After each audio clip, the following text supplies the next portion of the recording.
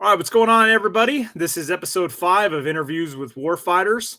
I got my good buddy, Corporal Jose Bonilla. Served with him in 1st Battalion, 4th Marines, and Bravo Company through OIF I, Operation Iraqi Freedom 1 and 2. So the initial invasion and then subsequent deployment about 6 months or so after we got back from our first tour. But without further ado, I'm going to bring him in. Corporal Jose Bonilla. What's up, guys? Good to see you, Brent. Yeah, you too, brother. You too.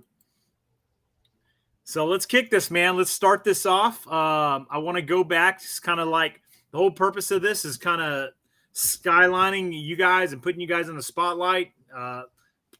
Bringing your guys' service on in front of everybody, right? Right. So I want to go back. Whether that's high school, middle school, elementary school, whatever that was, man. What made you want to join the U.S. military? And specifically, what made you want to be a Marine? And even more specifically, what made you want to be a freaking O3 infantry? So, O3 infantry, Marine Corps, right? I was probably 4 or 5 years old. Wanted to be a Marine. For some reason, don't know. I have my dad and a couple uncles that were in the military in El Salvador. And I heard their stories a little bit, but nothing to where it could impact my life that much to where I wanted to be a Marine at 5 years old. And I wanted to be a Marine. I didn't want to be in the military. I want to be a Marine, I guess the commercials got me. The guy hitting the the molten rock, making a sword or whatever. But yeah, it was at that age that I told my dad I want to be a Marine. And the O3 part, yeah, why else would you want to be a Marine, right? Just go out there, the movies and everything you see. I mean, that's what you want to do. That's essentially what Friedman said. He's like, I respect all the other MOSs, but like, why would anybody join the military and not, be a freaking infantryman? Yeah, I mean, we grew up watching like Hamburger Hill. What other movies are out there? Like so many war movies from Vietnam, and all they show is all these guys out there in the woods and shooting guns. How much fun! And all the GI Joes. Come on, what else would we join, right? Right. All right. So let's fast forward. You graduate from high school. You go to recruit training. Tell me about that, man. How was that like for you? So essentially, up to high school, like everything like led up for me to be a Marine. My brother got to high school. He joined the RTC program, and it happened to be the Marine Corps RTC program. So then my sister joined that, and I joined that, and I was like, well, God. Growing up, like it was hard for me to slack. Cause my dad be like, "Oh, you want to cut the grass today?" I'm like, "Yeah, it's kind of hot." He'd be like, "Man, you want to be a Marine?" I'm like, "Fuck, all right." So they really put it on me. They were like, "Oh, you want to be a Marine?" Everything. If I slacked off a little bit, it's like, "Oh, you want to be a Marine though?" I was like, "All right." So yeah, I got. And the first people that called me was the Army in 11th grade, right after my 11th grade in the summer, and the Marines there called me, and I was like, all right, cool. So I went to see the Army, and I got to the Army recruiting station, and yeah, it didn't feel right, because I've been through RTC with 3 instructors that were Vietnam era, 2 sergeant majors and a colonel, and they were Marines, been through the shit. They were all grunts. So I got to the Army recruiting station, and I was like, this don't feel right. So I called the Marines recruiters, and I was like, "Yeah, can I go talk to you guys?" They're like, "Yeah." I mean, it was like the easiest recruit that they that they got, because I got there and they were like, "So what are you gonna be?" I was like, "Infantry," They were like, "All right, but here's some jobs." Like, "Yeah, okay, but I want to be infantry. I don't want to look at none of the jobs. Like, I want to be infantry." And so that's how I got into the infantry. And once I went to boot camp, I had already seen all the videos. I've been Discovery Channel was actual Discovery Channel and had all these informational videos. They had the how, becoming a Marine and all that. So I knew about the yellow footsteps and about most of the stuff that's going on. So then getting to boot camp. The first thing that was a culture shock was the weather. Right, we left Houston. It was 98 degrees, like 100% humidity, and we get to San Diego. And it was like, welcome to San Diego. It's 55 degrees. I look around to the guys that are coming with me, like 55 degrees. Everyone's like, what? Like I thought it was summer everywhere, So we get out there and we're just freezing, just waiting for the bus, just cold. And so we get on the bus, like drill instructor comes in there and yelling at you, bow your head down. So we just put our heads down, going into the depot, and yellow footsteps, and then on into the rest of the what's it called, the initial check-in or whatever. Yeah, the receiving. The receiving, and I remember thinking, well, they're gonna yell at me, so I'm just gonna yell louder. Just gotta yell louder at them. And I already knew, like, don't bring nothing. Like I already had my head was already bald, so I had like my wallet and nothing else, right? So like empty your pockets. I'm like, here it is. It's like, yes, sir. I'm yelling, yeah, yes, sir. So you're like, all right, So it's pretty quick. And then like we got to a receiving. We went to our haircuts. I remember drill instructor or one of those guys looked at me. He's like, I was pretty shaved, pretty low, and he's like, man, just go in there. And they didn't really cut much, but but my receiving drill instructor, oh, you're gonna like this one. I don't know if I ever told you, but my receiving drill instructor was at the time Staff Sergeant Buenafe. You remember Staff Sergeant? Oh, Gunny Buenafe when we knew him. Yeah, no, you never told me that. That's funny. Yeah, and so I thought, like, oh, this is it. This guy's what, 5'4", barely screams. So I was like, wow, that's pretty easy. So he went through their first week, and after the first week, you gotta get all your shots. You probably don't sleep the first day you're there, right? Or you don't shit either. That's one thing I remember. Like, being at the depot for like a week or two before I even took a shit. Yeah, there's no doors. Pretty embarrassing.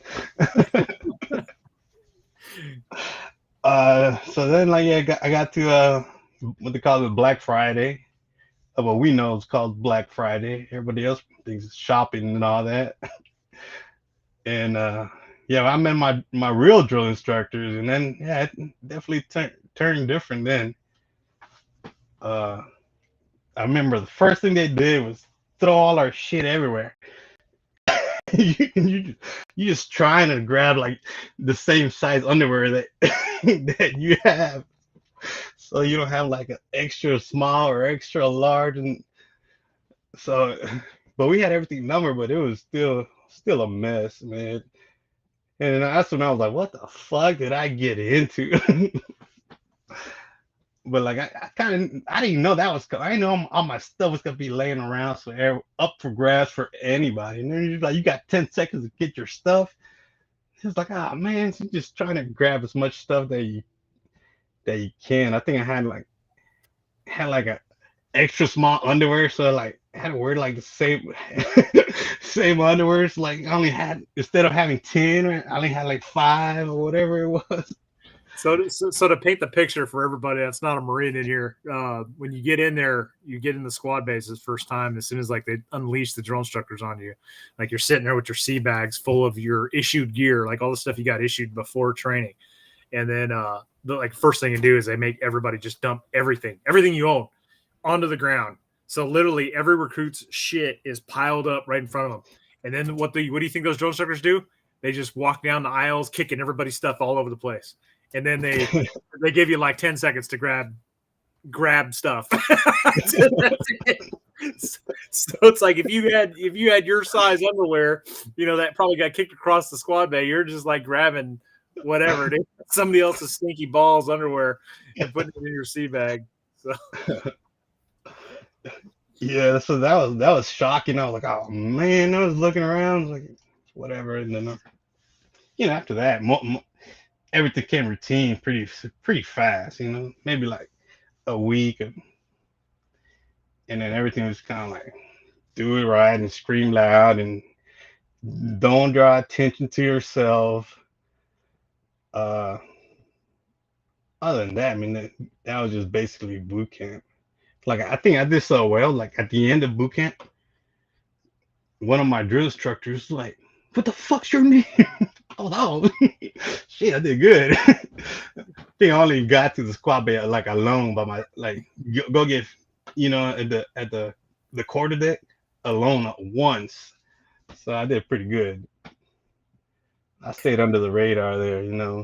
yeah, Shomer said he did the same thing, man. Just kept low profile. See, I went in there like, oh, I need to stand out. But then once I got there, I realized that like the dudes that were the squad leaders and the guide, like in the beginning, like, dude, they got fired. You know what I mean? Like, so by the very end of recruit training, like I think I managed to get up to squad leader, but it's like you don't want to go into recruit training as like the squad leader or the guy. You ain't gonna make it.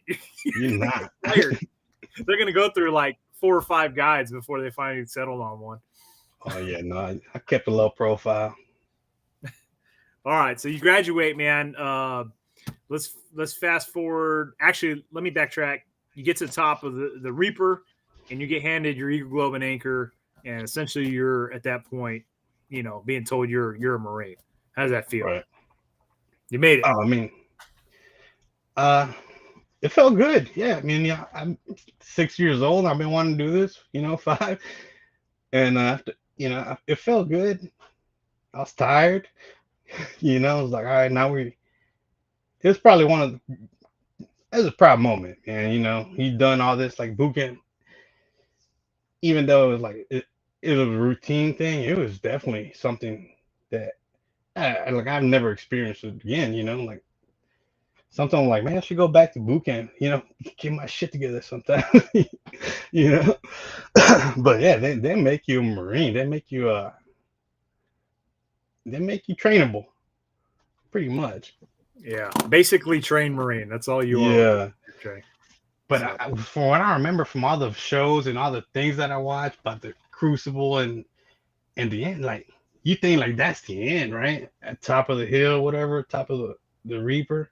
But like the hike back to to your Warriors breakfast, that was brutal too. I was like, man, like I thought it was over. Like, your mindset was like, it's over, and it was like, oh, we still got to hike back. I was like, oh man, and that was pretty rough. I think we had a guy that he did the Reaper with like it wasn't broken, but it was a fractured ankle and stuff. But like on the way back, it was when he struggled the most. And it's told to everybody because our mindset was pretty much like, the Reaper's over. And then they're like, we gotta go back. And so that part was rough. And I think that was the worst part. It's going back after that than the first part, the first couple weeks, the first week that we were in the field. All right, man. So you graduate from recruit training and you go check into School of Infantry. So, talk to me about that. So School of Infantry, I got there. I graduated September 5th, I think, or 6th from boot camp. So 10 days later, and I think I had to stand guard because I didn't pick up right away in school. So I stood guard for a good 2 months, maybe, I believe. I'm not sure how long it was, but that guard stuff, it sucked.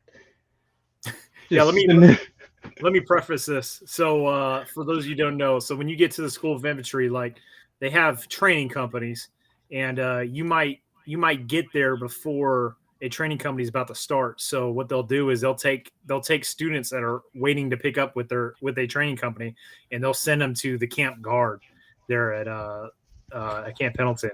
And how long is it? I don't remember how. Is it a couple weeks or a month or? But yeah, Probably you'll like a just month, like I do think. roving patrols and stuff around the camp at the School of Infantry. So I remember standing in this box. It's kind of maybe like a 6 foot by 2 foot, and we just stood there.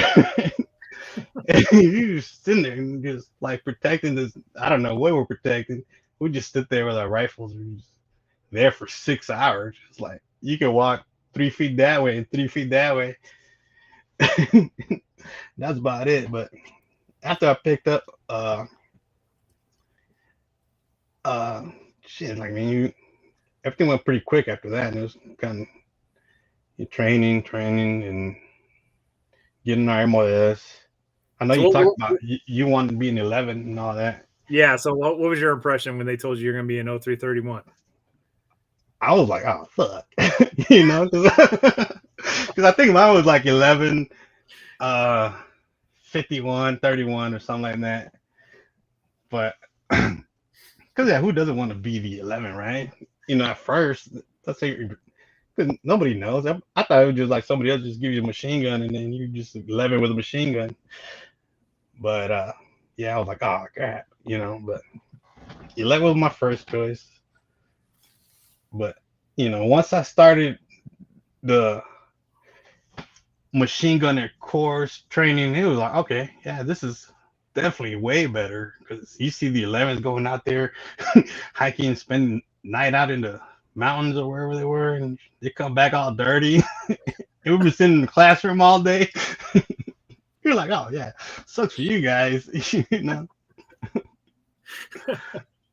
Well, to be fair though, we got ours, man. We had to hump those like Mark 19 and 50 cal receivers. Oh yeah. To the range. Yeah, I mean it did suck, but it was definitely not worse than sitting out there sleeping there all night. What else? Yeah, I remember hiking those for the first time. Didn't we have a hike like machine gunners? Like we got we had 50 cals, we had the Mark 19s, and we took like a little the high low course maybe. I don't remember, but I was like, oh yeah, this kind of sucks a little bit, but they get heavier by every mile. Yeah, I remember the lead instructor. He was a gunnery sergeant, and he's like, man, by the time this School of Infantry is over for you, he's like, trust me, you're gonna love the fact that you're a machine gunner. He's like, you guys are gonna shoot more rounds than anybody. Yeah, and by God, he was absolutely true. It was absolutely true, man. We shot so many 50 cal, Mark, and 240 rounds. It was ridiculous. Yeah, we definitely did. So, all right. So, graduate from School of Infantry, and you get orders to 1st Battalion, 4th Marines, Bravo Company, right down the street. Right down the street. We didn't got. Talk to us about that. I mean, I didn't feel like I was like whatever, you know. I don't remember. Did they make us pick where we wanted to go? Like mine was Camp Pendleton. Like I don't recall. I don't think you get a choice, but I could be wrong, man. That was like 20 years ago. I mean, it was. I mean, I kind of like whatever. This is it. I would rather be there than 29 Palms, right? And I remember they went down the list, and like everybody from like A to like maybe G or whatever was 1-4, and G down was like 29 Palms. It was like, oh, sucks for you guys. Yeah. But get into 1-4, right? I don't remember much from like getting there. I remember Sergeant Ski like tugging around like Dawson had bought like a double wide duffel bag or sea bag. This thing was huge. He had stuck everything in there, and of course we still had all our uniforms and all our other stuff to carry. So he had his uniforms and big ass duffel bag. So Sergeant Ski was like tugging around that thing for him. I was like, that's freaking nice for that guy. and then we just went to our rooms, and because we got there I got there the night before Thanksgiving. So they kind of rushed us into our rooms, and I remember trying to make my bed because my parents were there. My mom, my dad, and my sister were there. And some landscaper came up. He was like, "Hey man, your dad and sister waiting for you, man. Forget all this stuff. Go on 96." You just go, whatever. You're done. So we left, and then that's what I remember from that day from receiving at 1-4. Did And you get then stuck? Did you get stuck on area guard at Horno at all? at the end of my 4 years, did you get stuck in Yeah. before? Yeah. Yeah. I checked in and they put me in. I can't remember how long I was with the actual company, but I got sent over to Camp Guard for a couple months right before we were getting ready to mobilize. Oh, really? Yeah. Oh, that sucks. Did it suck? Because it was like 3 on, 4 off, or whatever. Yeah. 4 on and 3 off. It sucked, man. It was shitty. Like you I did that like my last 6 months. Yeah. So Yeah, I didn't get stuck in guard at all. All right, so we get the word, man. We're mobilizing. We're deploying to Iraq. So talk to us. We boarded USS Dubuque and take it from there. Boarding the Dubuque, I remember our packs was so heavy. That's what I remember. I remember us getting the we putting our packs on and night before or whatever, but we got our mop suits, and they're like, here, pack these into our day packs or whatever, and that made it so much heavier. Like that one extra item, I was like, needed help putting my pack on. Again, I remember that being heavy ass pack. And then going into Dubuque, I remember just trying to take it all in because I'm like, you can only live this once, Oh yeah, that's the whole weapons platoon or just machine guns? No, it's all everybody, right? Yeah. Where are you at? Right there. Look at that guy. Young Bucks, man. Everybody looks so mad. That's me right there. This guy. Right next to Captain Keck. Captain Cat. Yeah, so I remember just trying to take it all in because it was like something, never done before, And there's something about the movies, you see the movies, everybody prepping for war because we knew we were going to war. So I took it all in and going through the ship with our packs on. It's kind of like a mess. Then going down to the berthing, going through our little coffin of a bed. And what else? I mean, that was it. Just getting there. It was memorable. You remember training on ship, man? Yeah, training on ship. Shooting out the back of it. Yeah. I remember before we left, right? They gave us libo for the night. And I don't know why this stood out, but like we came back, we got our formation, it was nighttime. And Sergeant Hoffman, like, I don't know, he started yelling at somebody. He was like, what the fuck's so funny? What the fuck's so funny? He's like, we're going to war.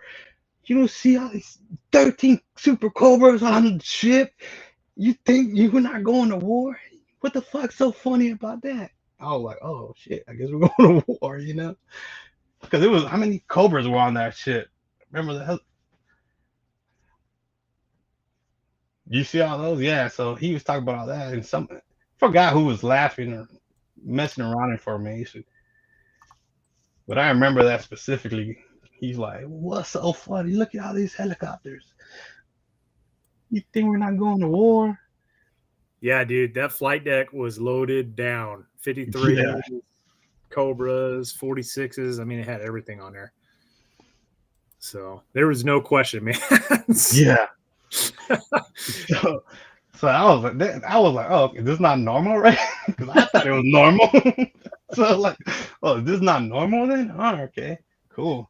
Let me preface this also. Like, so 1-4 went on a deployment for Afghanistan when Afghanistan was first kicking off, and they literally just sat off the coast and didn't go in. So the big running joke around Camp Horno from all like the infantry battalions was, No War 14. Like that's what they were calling our battalion. So even on the way over there, like that's all we would hear was No War 14. Oh, like we're not gonna do shit even if we do go in. Like it's just gonna sit and wait. So that was kind of like a funny thing. Oh, okay. All right, so let's fast forward, man. We're at Kuwait and talk pre-invasion. What are some of your memories from that? Pre-invasion. I remember getting off ship, right? And we had our sticks lined up, and I was kind of towards the end, but so everybody left, and then they were like, "Hey, there's no more flights." I guess it was a big old sandstorm, so we got to stay on the ship like one more night, and I was like, "Oh, sweet," you know. Even though it sucked, right? Like we're on ship 45 days, like this place sucks, and it was like, "Well, we're gonna go to the desert now." I was like, "Ah, shit, I'd rather stay on ship one more night." So we stayed there one more night and go. And I remember getting there. You know, he's going through this tent. He's like, "Oh, weapons is over there."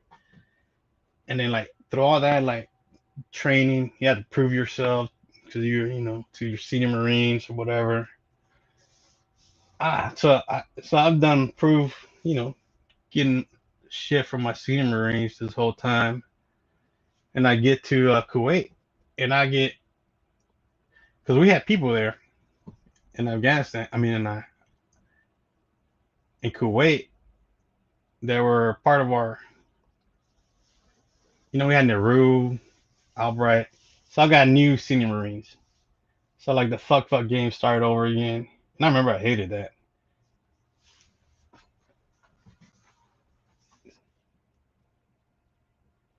Golly, that's so long ago. So that's one thing that sucked. That I got a new team leader. I got bumped down from team leader to like ammo man, and I got a new gunner and a new team leader, and they were brand new. I was brand new to them, so I was like the boot all over again, So. Yeah. And it just to show everybody, and I touched if you guys watched any of the other streams. So this was the machine gun section here, and literally we had this guy was a sergeant, and this guy was a sergeant, and then we had a staff sergeant section leader, and then that was it. Everybody else was lance corporals or below. So we had no NCOs other than those two sergeants.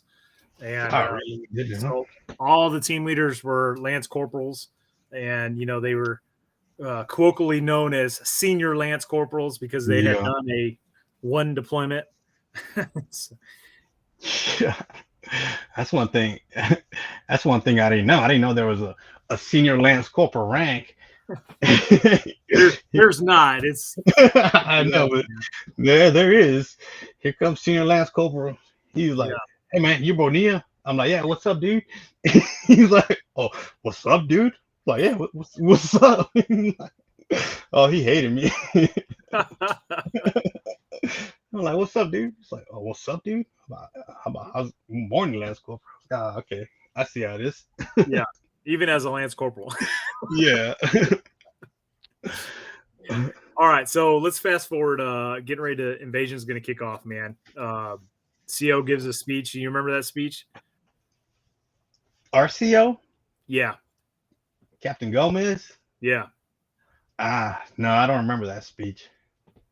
No, he gave a speech right before we went in, man. It was everybody's like in mop suits and everything, and it was just one of those like, "This is it, boys. This is what we've been training for." Is one of those kind of things. Yeah, so, yeah. It was pretty. I remember Lieutenant Colonel Mayer came and gave us a speech, and Mattis, the Mattis speech, like he talked about that one before, and that was Mattis that said, "This is fucking what's gonna be behind you," and the helicopter and jets and freaking what else came through? Everything came through, right? Yeah. So that was Mattis for sure. Yeah, that was Mattis for sure. I remember that because I was like, I was like, this is it. Yeah. Yeah, we got a few of them speeches. So, yeah. But I mean, they all stick out to me. But that one with the CO, like that was, sun was down. It was it was legit, man. Everybody's geared up, mop suits and all, and like we're at the LOD getting ready to step off. So maybe it didn't stick out because I ain't like him too much. But so this is the first, like after the president gave the 48 hours, you got to get out of the country to Saddam Hussein or whatever. Then I think we left the next day. We left, right?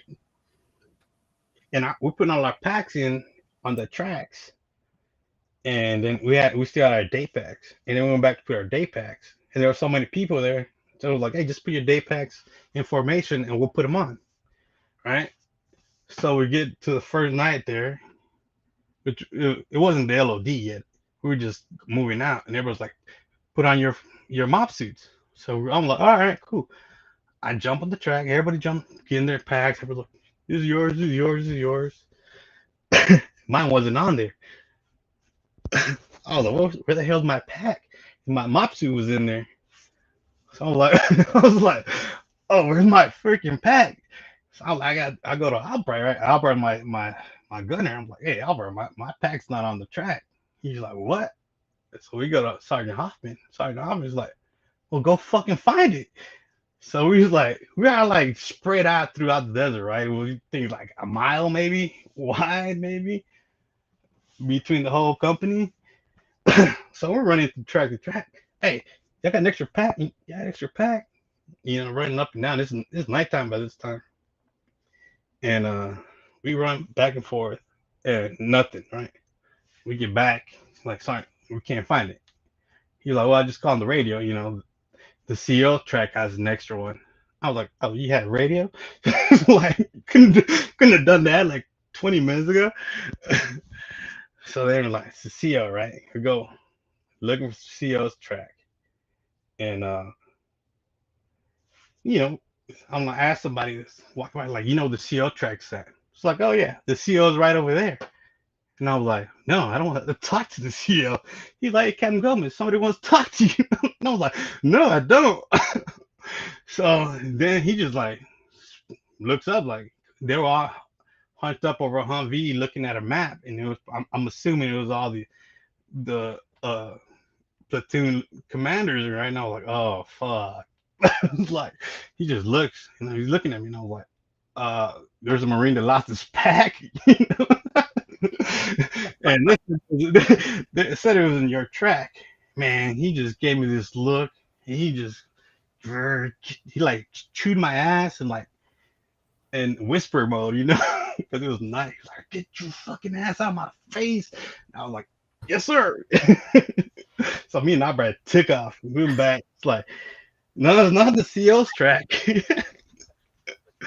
And sorry, Harmon's like, no, the Exos track. I'm like, oh, fuck. The Exos track.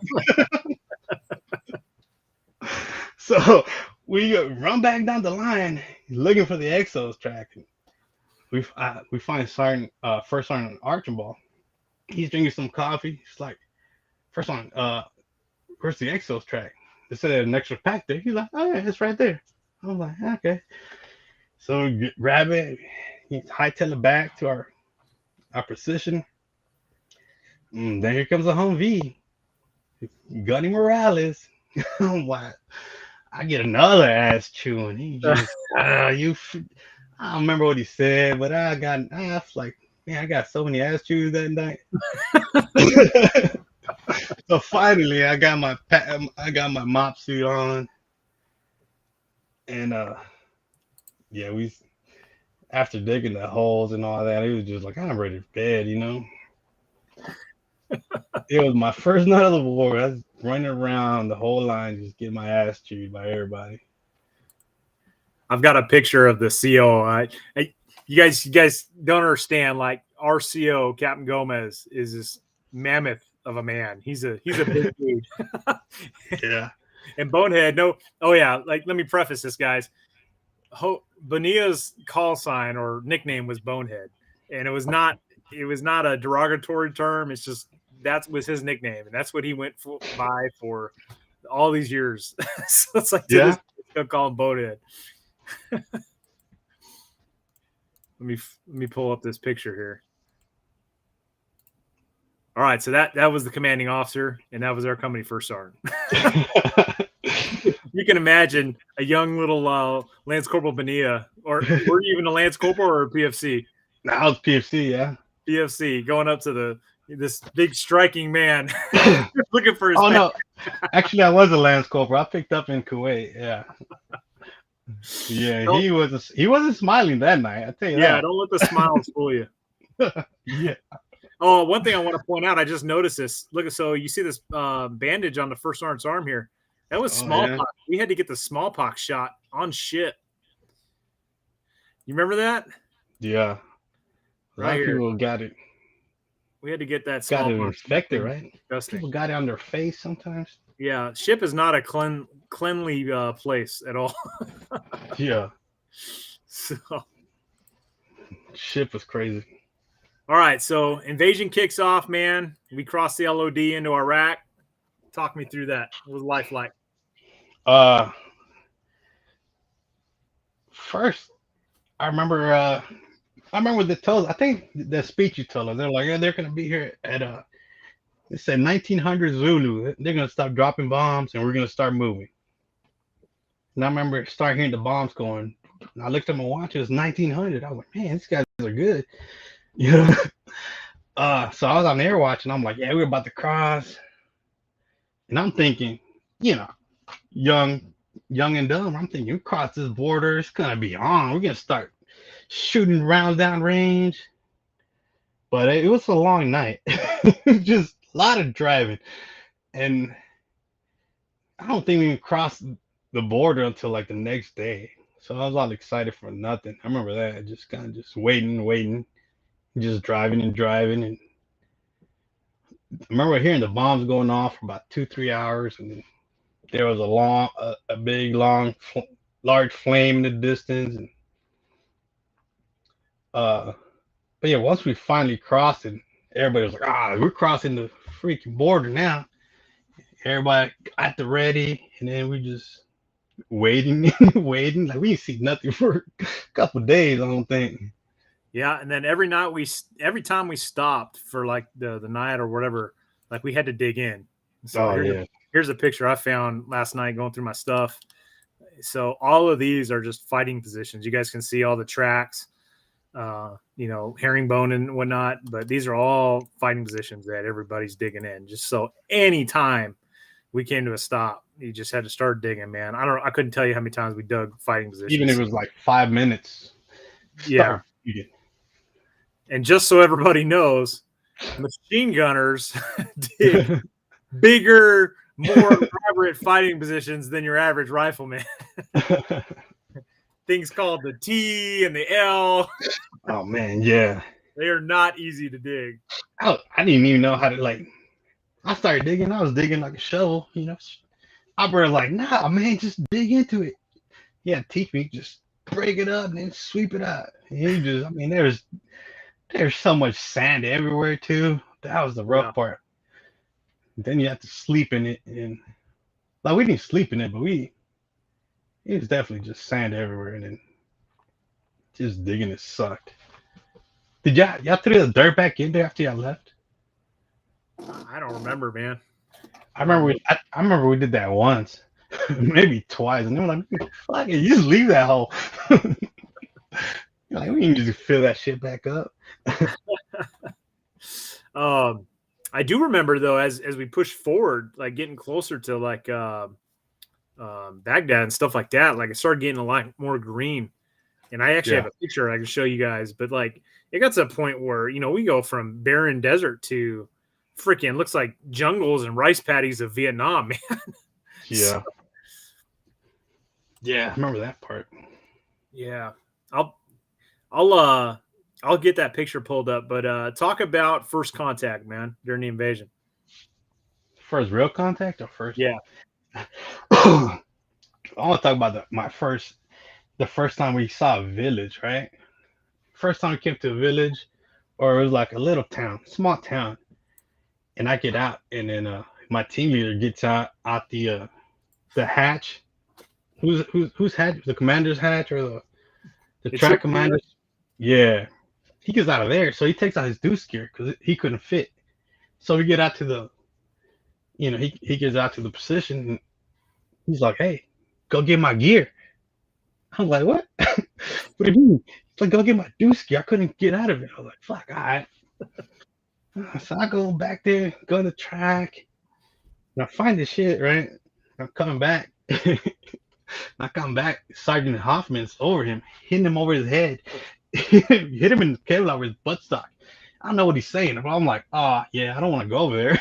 So I just laid back in my position, cover the six, right? And then he finally finishes beating his ass.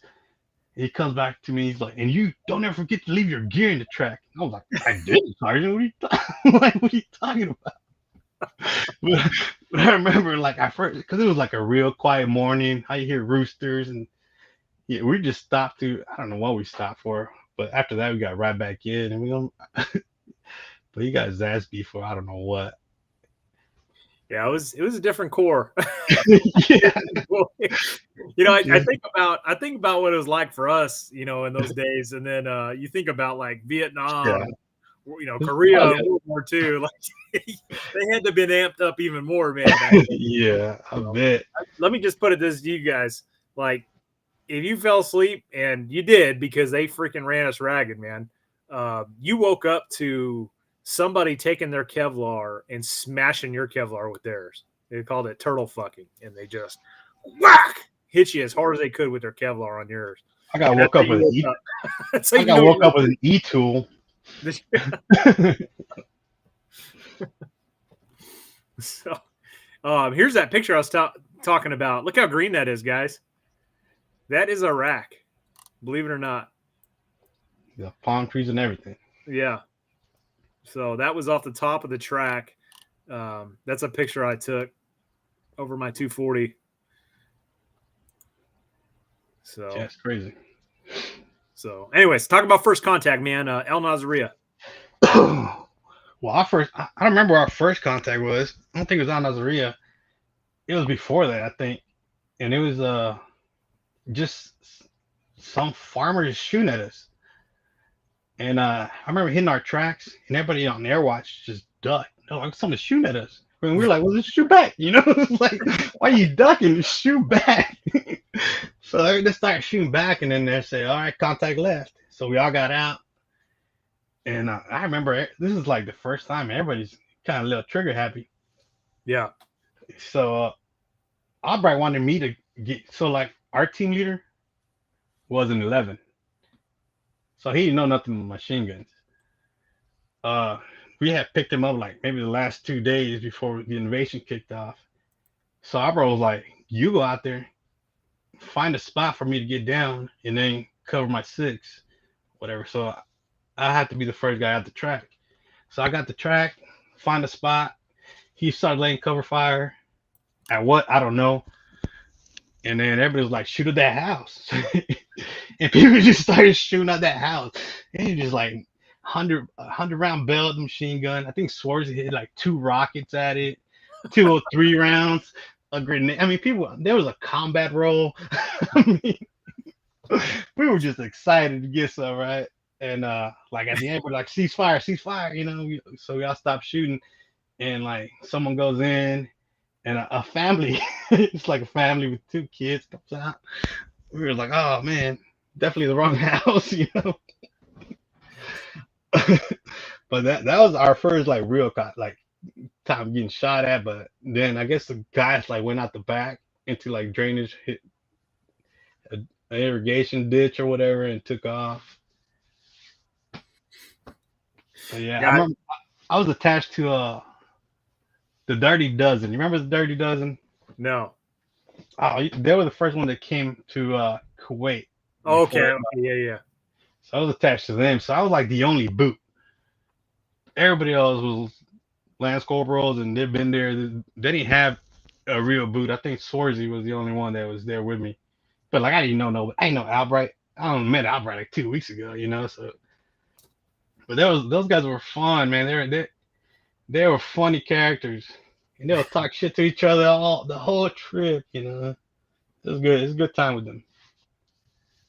But yeah, they Randall had he tripped during that first contact. But then he was like, nah, it was a combat role, man. It was a combat role. You're like, no, you fucking tripped. You fucking tripped. It's a combat role. Like, like nobody's shooting at us. Like there was nobody shooting at us. Why would you do a combat role? So one of the worst memory I have from that first contact, man, is once we got back on the track, somebody had stolen my my main meal, which I think was like spaghetti with meatballs or spaghetti with whatever it was. You know, you remember that back in those days, man, when you were, you know, junior Marine, like you got fucking beef teriyaki, like, or what was some of the other ones that were just the ones that nobody wanted. I got Thai chicken. Thai chicken. The whole, like, Albright would look for it. He's like, let me get that Thai chicken. And they was like, here it is. And then was like, here, bonehead. Like, yeah, that's how it was. Every meal was like, get the Thai chicken. Here, bonehead. I was like, God damn it. Yeah. It was beef teriyaki or Thai chicken. Those are like the two meals that you got as a junior Marine. Yeah. The invasion. I remember well, I don't want to skip ahead, but remind me about Chow when we get a little bit further in the conversation. So, all right. So, first contact, and then we push in El Nazaria. We get into some firefights, and I'm pretty sure it was El Nazaria. I remember that was Jessica Lynch got captured. Yeah. Well, so do you remember? Just before Nazaria, we were pulled over. We were in the defense. And I remember us being herringboned and dug in and stuff. And like, they told us, like, I can't remember if they pulled in the guys or, you know, it was just passed down a line or whatever, but they told us that like an army convoy had gotten fucked up and they had captured like a female soldier or something along those lines. I remember being told this, and like as they were telling me this, I remember an Army Black Hawk flying over, and it was a medical one. Like I remember seeing like a red cross on it. Yeah. And it was just like it really sat in, man. Like this is, you know, even though we had seen combat already, like, yeah, this is real, man. You can die on your. It was a bunch of those, I think. I remember that when we pulled up, and that's what got hit. I got hit over the head with the E2. Like, I don't know if I was sleeping. I was just so in awe because there was fires going and there's smoke. And I was just like, okay, so this is combat. This is a real war. And you know, in the back of my head, I hear bonehead. And I was like, you know, I wasn't responding. I don't know if I was asleep or daydreaming. Next thing I know is my head just, wow. You were asleep. I was like, I don't think so, you know. But yeah, those you fall asleep anytime there, huh? I remember getting the coffee packages and just putting them in my lip, just try to stay awake. Like even the nasty flavor would keep me awake, or the caffeine, but it was rough. Yeah, I remember, you know, because we were moving so far and outrunning our supply lines that, you know, we were down to 1 MRE a day, and like you would eat everything in that MRE, like even the little creamer packs. I remember like we'd mix the creamer packs with the sugar and call it a milkshake, and like you'd eat that like that was a commodity, man. That was gold, dude. I can't express like how hungry we were, guys. It was bad. It was really bad. They say you can live off of MRE, 1 MRE a day. That I'm telling you, dude, it's hard. It's hard. You ain't gonna be invading the country. So. All right, so they give you Thai chicken every day. Yeah, and then on top of that, your 1 MRE is like the worst ones of the bunch. The worst one ever. So, all right, so we get to the outskirts of Baghdad, Saddam City, and by this time they're saying, you know, hey, we're not going to get hit. Saddam would have hit us with, you know, chemical weapons by now if he was going to. So they let us change into our tricolor camis. So How was that feeling? It was good. Like that mop gear is thick as hell, and then just putting on clean clothes felt good. Felt good. But I mean, I remember thinking, oh, we're almost close to the end at that point, and yeah, it felt good. It felt good. But after that, we didn't cross the Tigris River or whatever river it crossed. Yeah. Sorry, the Diyala. I forgot to talk about that. Yeah, I remember watching dudes' packs, some guys' packs falling Floating away. floating down the river, dude. Dude, my dad had like, when I came home from that deployment, my dad had like 6 videotapes of him just recording the news. Yeah, and he actually recorded that. is that right? He was a lieutenant colonel mayor. He was talking to news reporters, and then they just kind of recorded us crossing the river. Pretty cool. Yeah, I'm pretty sure there was a lot of missing gear statements that were attributed to that river crossing. I'm surprised no one got NJP for that, because they would just NJP anybody for everything. Oh man, it was a blanket across the board. Like if you had missing gear, it was just like you're good. So, no, the Kevlar and flak missing too. Combat laws like a mortar blew them up. I don't know. Yeah, I would have known better. All right. Yeah, but do you remember the contact we got into just after that river crossing? Which one was that? The tanks or the? Yeah, the tanks. So tanks. We crossed the river, went up a ramp, like a bank, into a town. I remember the tracks are like knocking over Iraqi walls and stuff. Yeah. And we went through that town, and we were going down this road, and then there was Iraqi armor in the tree line. Yeah, I remember that because I was down, and my gunner was on. He was on air watch, but he had my M16. So they just start shooting, and I hear the track start shooting out their 50 cals. So I'm like, oh shit, they're getting that. And then Albert's like, give me the 240, give me the 240. I'm like, oh shit, what's going on? Everyone's like, well, what is it shooting at? They're like, tanks. Oh, like, oh, your heart dropped just a little. It's like this ain't stopping no tank. Yeah, assholes like this type, man. Yeah, it's like, oh, what do you mean tanks? So that's all they told us. We're shooting at tanks. It's like, what? All right. Yep. So, and I remember when we got off, it was like right in the middle of that oasis. So we got off, and it was just trees and palm trees. Everyone's like, what the hell? We're in Vietnam, It's like, how far did we drive? And that's when Randall threw that grenade on that. He's like, here's some coconuts for you monkeys. Yeah. Whatever. People are begging me to get that guy on here. Oh, man. Yeah, he'll have some stories. This isn't where we took contact, but it's very similar.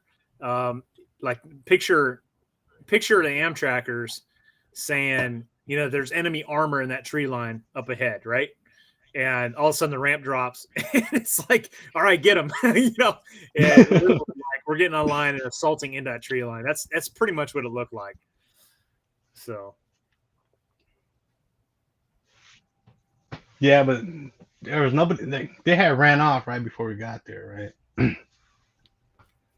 Yeah, well, most of them. But I remember as soon as we got to the tree line, I remember seeing like a little campfire that was like, yeah, and there was like a pot of rice or something like cooking. Like they were just there. I did an interview with Zane on the last one, and he said that they were taking some fire from one of the tanks.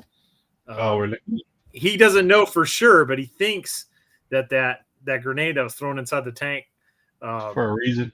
the dude that shot at us was inside that tank. So, which would be justice. Yeah.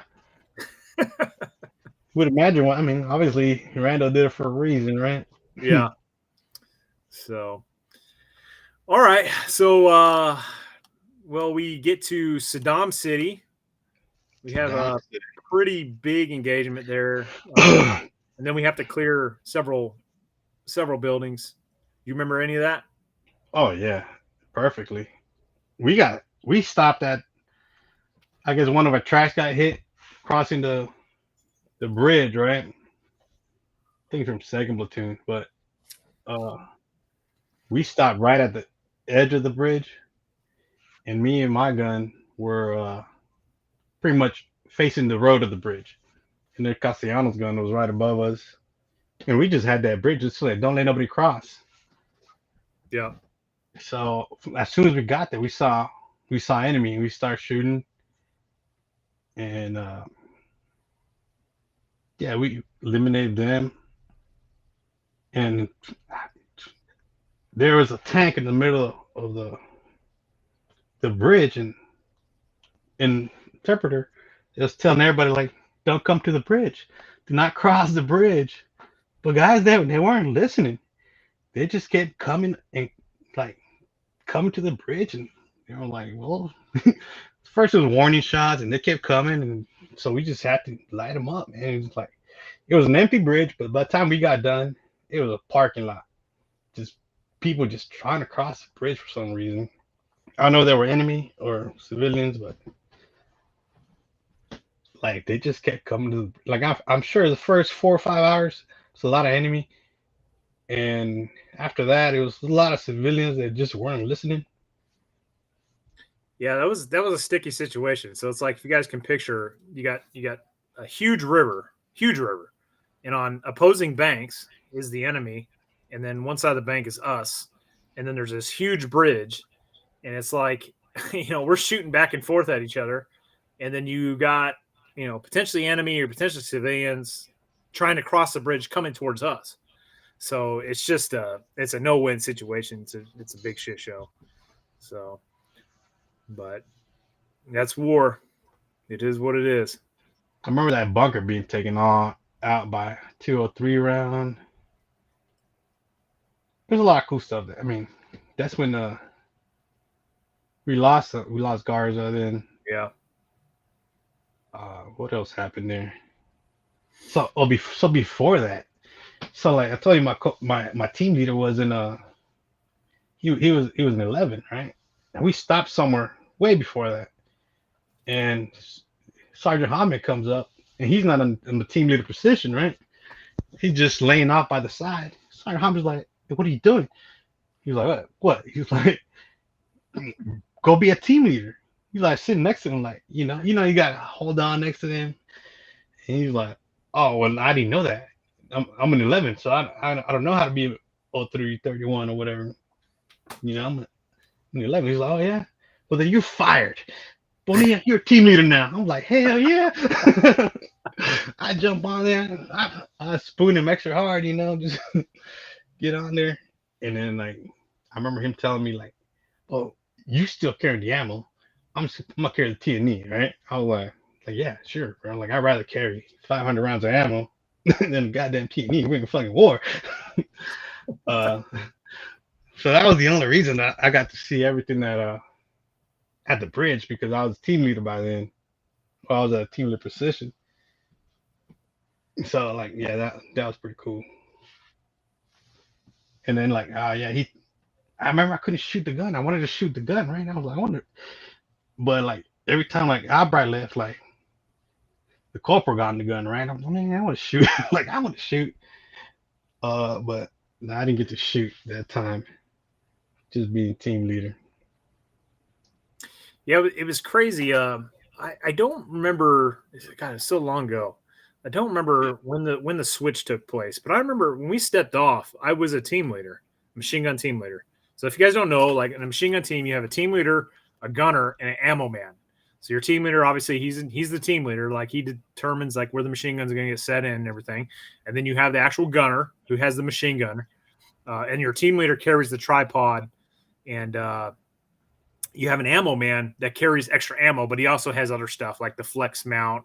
Back in the day, we used to have a flex mount, not just a pintle that's attached to 240s nowadays, but you had a flex mount that went in there. It was a big bulky thing that went into the tripod, and then you had the T&E and all that attached to it. It was like one big package. But anyways, long story short, I was a team leader at the start of the invasion, and then at some point, because I was with Nate, and then at some point they switched the teams, and I went to a different machine gun team, and Naru was my team leader, and I became the gunner. So it's like I kind of had the best of both worlds, right? I got to experience being a team leader during the invasion in the beginning, and then middle way towards the invasion, when like everything started to get a lot hotter, I got to become the gunner. So I got to, when else would you want to be a gunner in a machine gun team? So, no, the gun at all during the whole war, I think. Not the machine gun, at least. Yeah, it was a lot of fun, to say the least. Rock and I roll. remember we didn't talk about that night attack that happened with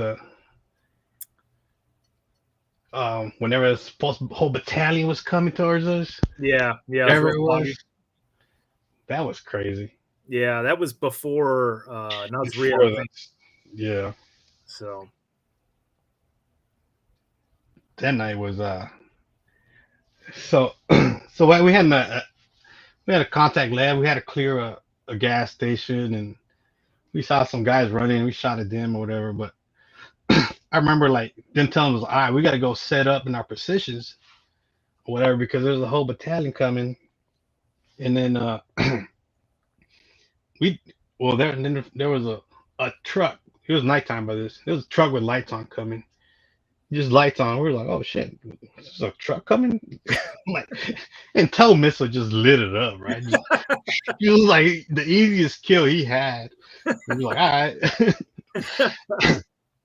So then we go set up, and we start digging in, but it's all clay. Everything's wet, and we just start making like a Alamo thing around our gun. And Castellano's gun had went down. So they were like bunking with us. So we're like, cool. Now we got like 6 people. We sleep like a couple, but no, they was just us boots, right? So just 3 again. But I remember giving Castellano my watch because I woke him up for watch. I was like, hey, get up. He's like, hey, you got a watch? I'm like, you got your own watch? He's like, nah, just let me borrow yours. I'm like, all right. I kind of hastily like, yeah, I don't want to give you my watch, but all right. Because you got to wake up, right? But anyways, he wakes me up. He's like, hey, Bonehead, we're leaving. And I wake up and I was like, what do you mean we're leaving? He's like, we're moving. I was like, all right. I'm like looking around. I'm like, what the hell? It's so dark, right? So I get my NVGs and I still can't see nothing. I'm like, what the hell? And then I can't find my weapon because I was sleeping on it. And when I got up, I got disoriented and I don't remember where the hell I was sleeping. So I'm like, so I turn on my IR light, right? And I find it. And I'm like, all right, cool. And someone's turn off your IR light. I'm like, all right. So then we got to hightail it back to the track. And we just like, hey, Mongo, you there? He's like, yeah, I'm right here. You just like whispering to each other, hey, you there? Like, yeah, I'm right here. And he's whispering to somebody else. And we just walk back, like slipping in the mud. Like my muscle went straight into the mud. Like it was the darkest night I've ever experienced. Yeah. And then we just sat in our tracks till daylight. So I was like, what was the point of that? Yeah, if you guys can picture like no illumination from the moon whatsoever, like no moon. And then on top of that, you have rain and fog. So it's like it was the perfect storm. Like, and and our leadership is going around position to position telling us like, hey, we're gonna get attacked by a freaking, enemy Republican Guard freaking division tonight. So I actually had Gunny Morales come to our machine gun position and drop like 6 7.62 link ammunition cans in our fighting missile, and he's just like, we're gonna get attacked by division. Don't leave your hole. Kill anything in front of you. And then he runs off into the into the darkness. Yeah. So, but luckily we had tanks and Cat, like he was Bonehead was talking about. And man, when those trucks were coming up that road, they fucking annihilated them. You guys got to remember, like tanks got thermal sights, and artillery fucked a lot of people up too. The tow gunners have the thermal sights too, and so I remember hearing those M19 or 8s just all night blowing the living crap out of Al Nazaria. So that was awesome. It was like something out of like Saving Private Ryan, where you see the flashes on the horizon, from artillery. Yeah, it was exactly like that. So, all right. So go back to Saddam City. Saddam and City. clearing those buildings because that was interesting. Well, I was at the bridge the whole day. I was on the gun the You whole didn't have to day. clear any of those buildings. I ain't clearing no buildings. We were Oh, just we had people coming down the bridge all day. It was I didn't have to do none of that. I was just sitting there. maybe it was just the platoon I was attached to, man. But they told us we had to start clearing buildings like city blocks. Yeah. And I I remember remember, watching you guys doing it. yeah, I was but like, sucks to be them. I know, right? So it's like Yeah. we're walking down because you know how it is, like when you're a machine gun team attached to a rifle platoon, like you Yeah. guys just we just kind of we're like fit in where we can get in, like in the Yeah. middle. Like, we're not, and so the 11s are like flowing into buildings, clearing rooms and stuff, and we're just hanging out in the streets and stuff. And then I remember this platoon sergeant walking up. He's like, "What the hell are you guys doing? Get your ass in there, start clearing buildings." We're like, we're machine gunners. Like, we're not supposed to clear buildings. He's like, "I don't give a fuck. Get in there and start." So literally, I had to sling my 240, man, and put out my M9 service pistol and start clearing rooms with that. Like, it was it was crazy, man. I remember we kicking in doors and going into a house with a freaking pistol and like, oh shit. Hope nobody's in here with an AK because this is gonna be bad. Gotta do the speed reload there, huh? Yeah, right. With my old like M9 flap holster. All right, so let's fast forward. Combat operations kind of simmer down a little bit because we're already over an hour. We got to get to OIF II. So, Oh shit.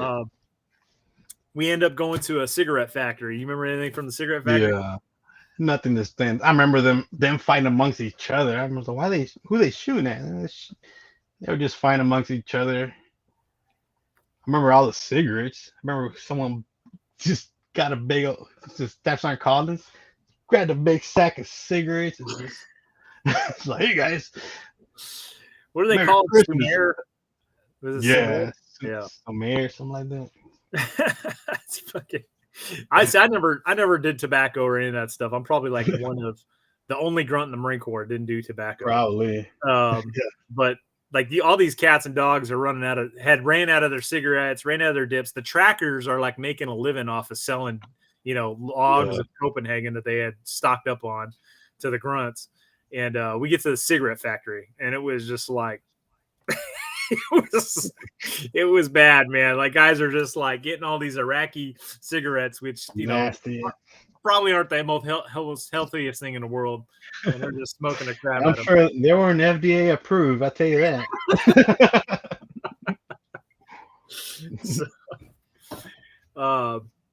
But so from there, we end up going to the pistol factory, Date factory. and the date factory. The date factory is the first stop, and then we just had to remember having to guard that gas station.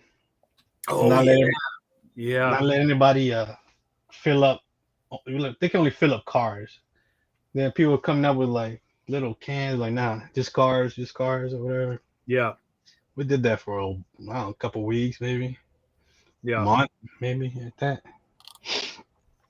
And they got inventive too. Those Iraqis, like I remember one guy's pumping gas, and I'm like looking, and it's just a big old 55-gallon barrel inside there, or box. It's like, that ain't your gas tank. Get your shit out of here, man. Like, get out of here. So here's our rifle company at the end of the invasion. So no, that's the pistol factory. I mean, a cigarette factory, right? I'm not sure if that was at the pistol or cigarette, but that was definitely the whole company. Zane's picture, which I got put up. I looked in it for you, but I couldn't find you in that one because it was a close up of Zane's picture right here. If I wasn't there, I was on post because I've seen this picture and I couldn't find myself either. Yeah, it's hard, man. Grainy and stuff. There's Mongo. He sticks out. Yeah. So, in any event. Yeah. Look how dirty we are. Yeah. Let me pull up. I can pull up That's the after one Zane. That's after a shower too. Yeah, if you can call that a shower. Yeah.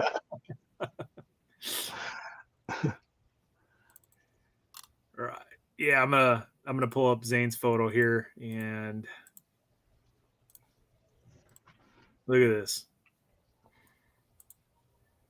Yeah. Every single one of them guys has a 1,000-yard stare, man. There's Sergeant Hoffman. This is Mongo or Castellano. Mongo was his nickname. Whew, rough. Grimes. There's Zane. But How we got haircuts? You're the only one with haircuts. Look at that mud on there. dirty individuals, man. There's no question about that. So yeah, our shower was like 45 seconds, right? Wasn't it? yeah. 15 and 15 or whatever it was. Were you there when Gunny Collins had the hose and we were just in one big long line naked, hosing each other? Yeah, that was the date factory. Yeah. Yeah. Yeah. It's funny going and talking to all you guys, different perspectives. Because like when I brought that up to, I think it was Friedman, he didn't know what I was talking about. So his platoon must have been off doing something else. But then I was interviewing Zane, and Zane's like, "Oh yeah, you remember that time Gunny Collins was like hosing us down, and we were all in line naked?" I was like, "Yes." Freeman was, Freeman was in the first platoon. Yeah. So. Oh, it happened. You thought it was a dream, and you were like, "Oh." All right. So yeah, so we did some security and stability operations in the date factory and this old Iraqi pistol factory, and then we ended up going to a place called Babylon, which is like the ancient ruins of Babylon, like Nebuchadnezzar. Saddam had a big palace on top of a hill that overlooked all this, and Saddam was trying to not only excavate the ruins but like recreate it by building like a model copy of what Babylon used to look like. So you had literally these old ruins, and then right next to it were like a modern recreation of it. So talk to me about your experiences there at Babylon. I'm just going to be putting up pictures from Babylon as you talk. Oh, Babylon. Those were, it was 18 hours on, 6 hours off, right? So we go on 6-hour post, go on a 6-hour QRF, and then back to 6-hour post. And then you had 6 hours of free time, I guess you would call it. But in those free times, you had to take a shower, eat, and then get up an hour early for your next post. So it was really 5 hours of free time. And so yeah, those were rough days. Those I mean, posts suck because you just stood there and there's nothing going on, you know. There's that one post that you just faced the river, and there was nothing there, like right in front of the chow hall. Yeah, I actually got a picture. I got a picture of me at that post. So, oh really? Oh yeah, man. I'll have to show it sometime. I don't have it readily available, but yeah, I've got that one. So it wasn't, and then we slept. Our platoon slept outside. We were in a third platoon maybe at the time. I don't remember. But definitely was a Freeman's platoon. Lieutenant Cederler was a platoon commander. Might have been third or second, but like then if you were off during the day, like you couldn't even sleep because you're just sweating. And I remember chow hall started getting good during that time. They had a real good chow hall there. Do you remember the story? I told this story with one of the guys. I can't remember which one. Remember the mobile PX came in and it was they had a female Marine, and you and I were at the chow or at the that was pretty embarrassing. So we were doing the rowing patrol up and down the river all night, right? So it was from 2 to 8 or whatever it was, whatever the post was, but we didn't get off till like early the next morning. So we were walking up and down this river all night, sweating, going through bushes, and then the PX came, right? So we were just rolling, let's see what they got. And then there was that female Marine, You know, she might have been Iraq 7, 9, you know. We don't know. But we were like, oh, look at Hold that. on, can you explain? Because there's a lot of non-Marines watching. Can you explain? Put it in context. What an Iraqi 7 and Iraqi 9 is? So, so there's the United States 9, and then there's an Iraqi 9, right? Because let's just say you've been in prison for a long time. You haven't we hardly saw women. Like sometimes if they got the shower and they had that their their smelling good, you smell that for a couple blocks. You're like, oh, there's someone showering. There's a female Marine around here. So they start getting hotter, right? The longer you're in Iraq, the hotter they get. So a 3 could become a 6, a 5 it can become a 9. So it's something that you wouldn't have even paid attention back in the United States, right? But in Iraq, they're a 9. So she was an Iraqi 9. Maybe. We don't know because I don't remember what she looks like. But then like we're walking by and then we're like, oh, there's a Marine, a female Marine over there. So she starts looking our way. And so we were like, at first we were like, oh man, she's looking at you. Nah, she's looking at you. Like you were like, I'm like, nah, she was that Arnold Schwarzenegger looking guy, you know, we're just playing around. But then like yeah, it becomes obvious that she was staring at us and she was looking our way because we walked closer and she was looking and we were like, oh, she definitely is looking at us, you know, 100%. And so they were like, we gotta go buy something. We gotta see who she's looking at. Who she looking at me or she looking at you? We gotta go look. We gotta find out. So we go to the PX, and I remember like we wanted to get her as the cashier, but we didn't. She wasn't available, so we paid our stuff. And then she's like, excuse me, guys. And we were like, oh shit, talking to me or talking to him, right? And she was like, me or him? And she was like, why are you guys so dirty? We were just like, oh. We were like, she was like, there's a laundry service right over there. Why are you guys so dirty? I remember your face. You were like, oh, we've been patrolling all night, damn it. You know, and like obviously we 5 hours off. We didn't have time to, you know, go do our laundry or whatever. Yeah, there was none of that, man. You're like, we were wearing the same stuff we're in the invasion from the invasion. Yeah, there's no doing laundry for us. No. Yeah, that was a killer. But Babylon was a sweet deal, except that place is haunted, man, for sure. Yeah. What your experience? I didn't experience much. I was too sleepy the whole time to even think about it. Yeah. Well, so we would be tasked with doing security through the ruins, right? Because you would have. Oh, really? You'd have like other units and stuff coming through, and like they would try to sneak into the ruins to take pictures and stuff because like this is Babylon, guys. This is pretty legit. Like it has a lot of historical significance to it. So we'd have to go through the ruins and make sure there's no, coalition forces going in there. And I remember driving through that place, like the actual ruins, not the recreated stuff that Saddam redid. But driving through the actual ruins at night, and my fucking hair on my hands or my arms would like stand straight up, dude. You just had this feeling because we were driving, like they had excavated down, so it's like literally you're looking at the mud huts that were there back then, right? Yeah. I mean, it's like you're driving down the streets Jesus walked, man. It was wild, and and then on top of all that. We had the CH-46 that hit the power line and crashed, and Sergeant Ski, God bless his soul, jumped in, tried to rescue those crew members, and he ended up drowning. Then you had the scout sniper that was trying to take apart an Iraqi anti-aircraft round and blew his hand off. So it's like, there's no question in my mind, man. That place was absolutely haunted, man.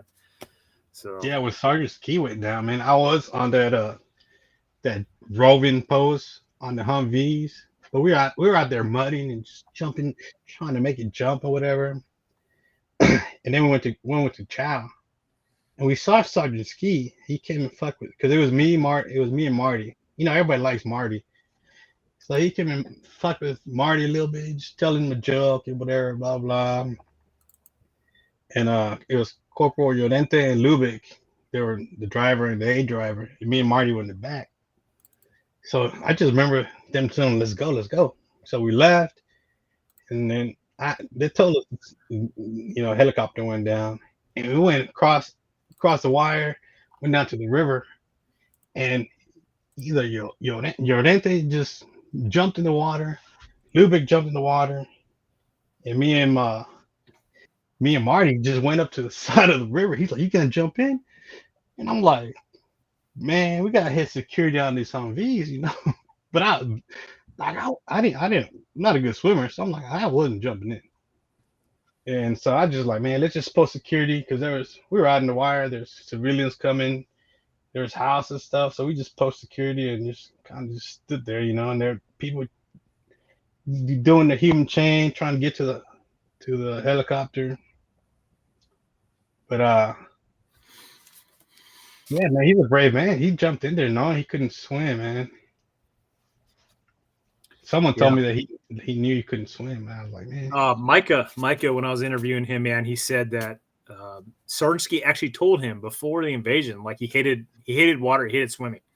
So if that gives you guys any indication of this Marine, I mean, just the epitome of a Marine sergeant. Guy did not like the water, did not like to swim, but if CH-46 goes down in a river, and what does he do? He jumping in. Jumps into the fucking river to try to save those guys. Doesn't even know them. Just knows that there's Marines in trouble in that bird. So just unbelievable hero. So, but that is Sergeant Ski. Great guy. Yeah. So, so let's go back to, at one point we ended up going back to the pistol factory after Babylon. So I think what was going on is the battalion was tasked with providing security at Babylon, but they were rotating out companies. So I think at one point a company came and took our spot, and we went back to the pistol factory. So pistol factory, that place sucked. We burned a lot of shit there for sure. Yeah. we stood guard there too, right? Oh, we're doing a whole bunch of guard. It was guard. If you weren't on guard, you're doing the patrol. There was a lot of stuff going on there. I remember. I remember the heat. Like, if you went to sleep during the day, you'll be dehydrated by the time you woke up, because you just sweat your ass off. Literally, there's a picture of a sign that was made that stood right in front of the pistol factory.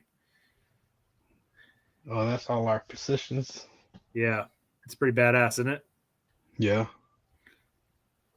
I pulled this off of First Sergeant Archibald, who has reached out to me and told me that he kept a journal during the invasion. So one of these days, I'm going to get him on here so he can literally go over the journal day by day during the invasion, because I think that just is amazing. Wow. I wish I would have done that. I know. You know what's funny is, seriously, I remember a sergeant saying, you guys should do a journal, because you're going to look back one day and regret that you didn't. Here we are, man. Here we are. I wish we would have done that. But here, in our defense, dude, I mean, we were freaking lowest guys on total poll. So. Yeah, we're gonna put it. I'm writing my journal right now. Like, I can't do watch. I'm too busy doing 23 hours of security in a 24-hour day. So. There's no way. I mean, and where we're gonna put it, it's like, yeah. Go So get my journal real quick. but yeah, so we're at an hour and a half. So let's fast forward a little bit. So we retrograde back to the States. I do have a picture. I think it's from when you guys got back. It was from Zane's photo, but I noticed you were in it, so that's why I'm going to pull it up here. Oh, we were drinking at the barracks. Yeah, you guys were young bucks, man. Young bucks. So I'm gonna look for that, but yeah. So when we got back, I remember just having so much bright color. Everything was reds and the blues, and even the blacks looked bright, you know. And all these shiny cars and everything was so much brighter. yeah, I remember driving a car after coming back, and it was just the weirdest feeling. Yeah. So here we go. So, yeah. Damn. Look how skinny you are, man. Jeez. Look like I got a big old head. Look at Mongo over there, two-fisted. Mongo was a weird cat, man. He's short, but he was built like a keg. If you guys can picture a keg. Guy was unbelievably strong. Unbelievably strong. But you wouldn't really tell it looking at him just because of his body type. He was short and freaking just built like a fucking brick shit house. Just a keg body, man. But great guy, great dude.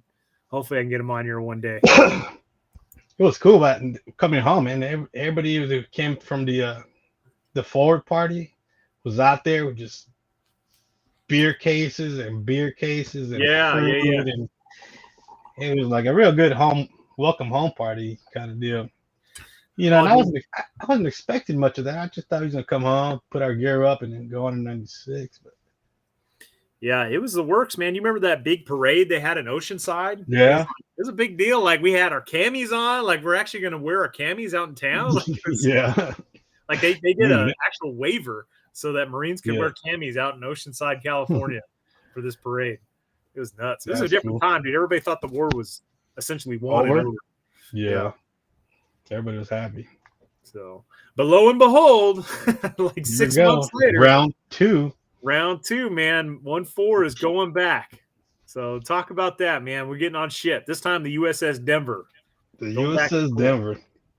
I didn't think it was gonna get on ship that quick. I'll tell you that.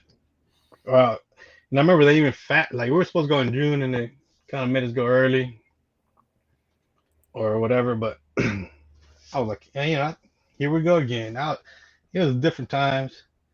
Now we're leading the pack. You know, it's like I just left this place. Like, how am I leading people?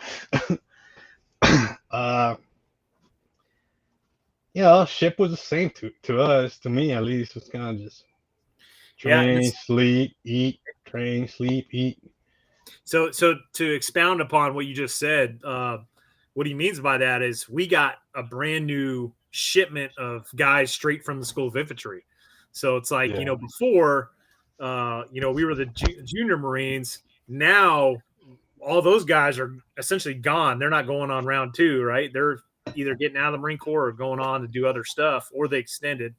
And then it's like us. We're the ones that are now the senior guys, holding all the senior, leadership positions, team leaders, squad leaders.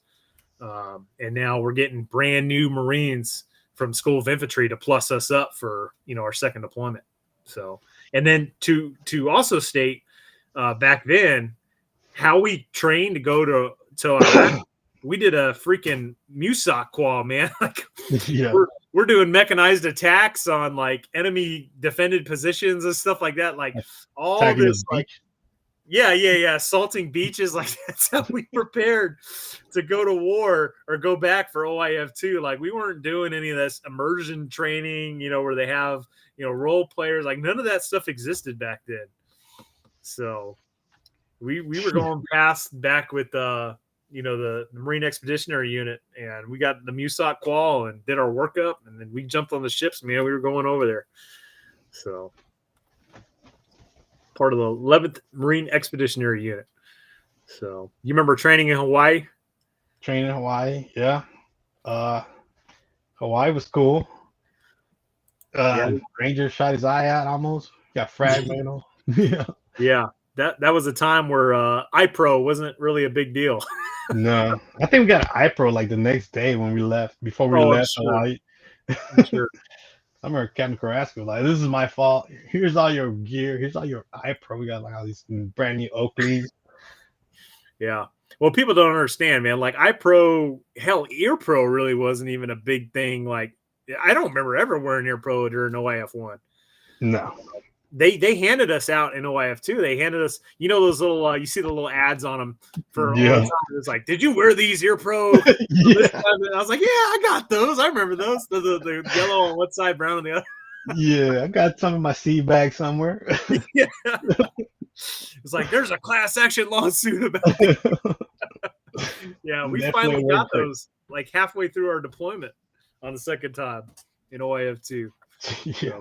But before that, we didn't have that stuff, man. And we never wore Ear Pro until OIF two. So Even then, I don't think I wore them.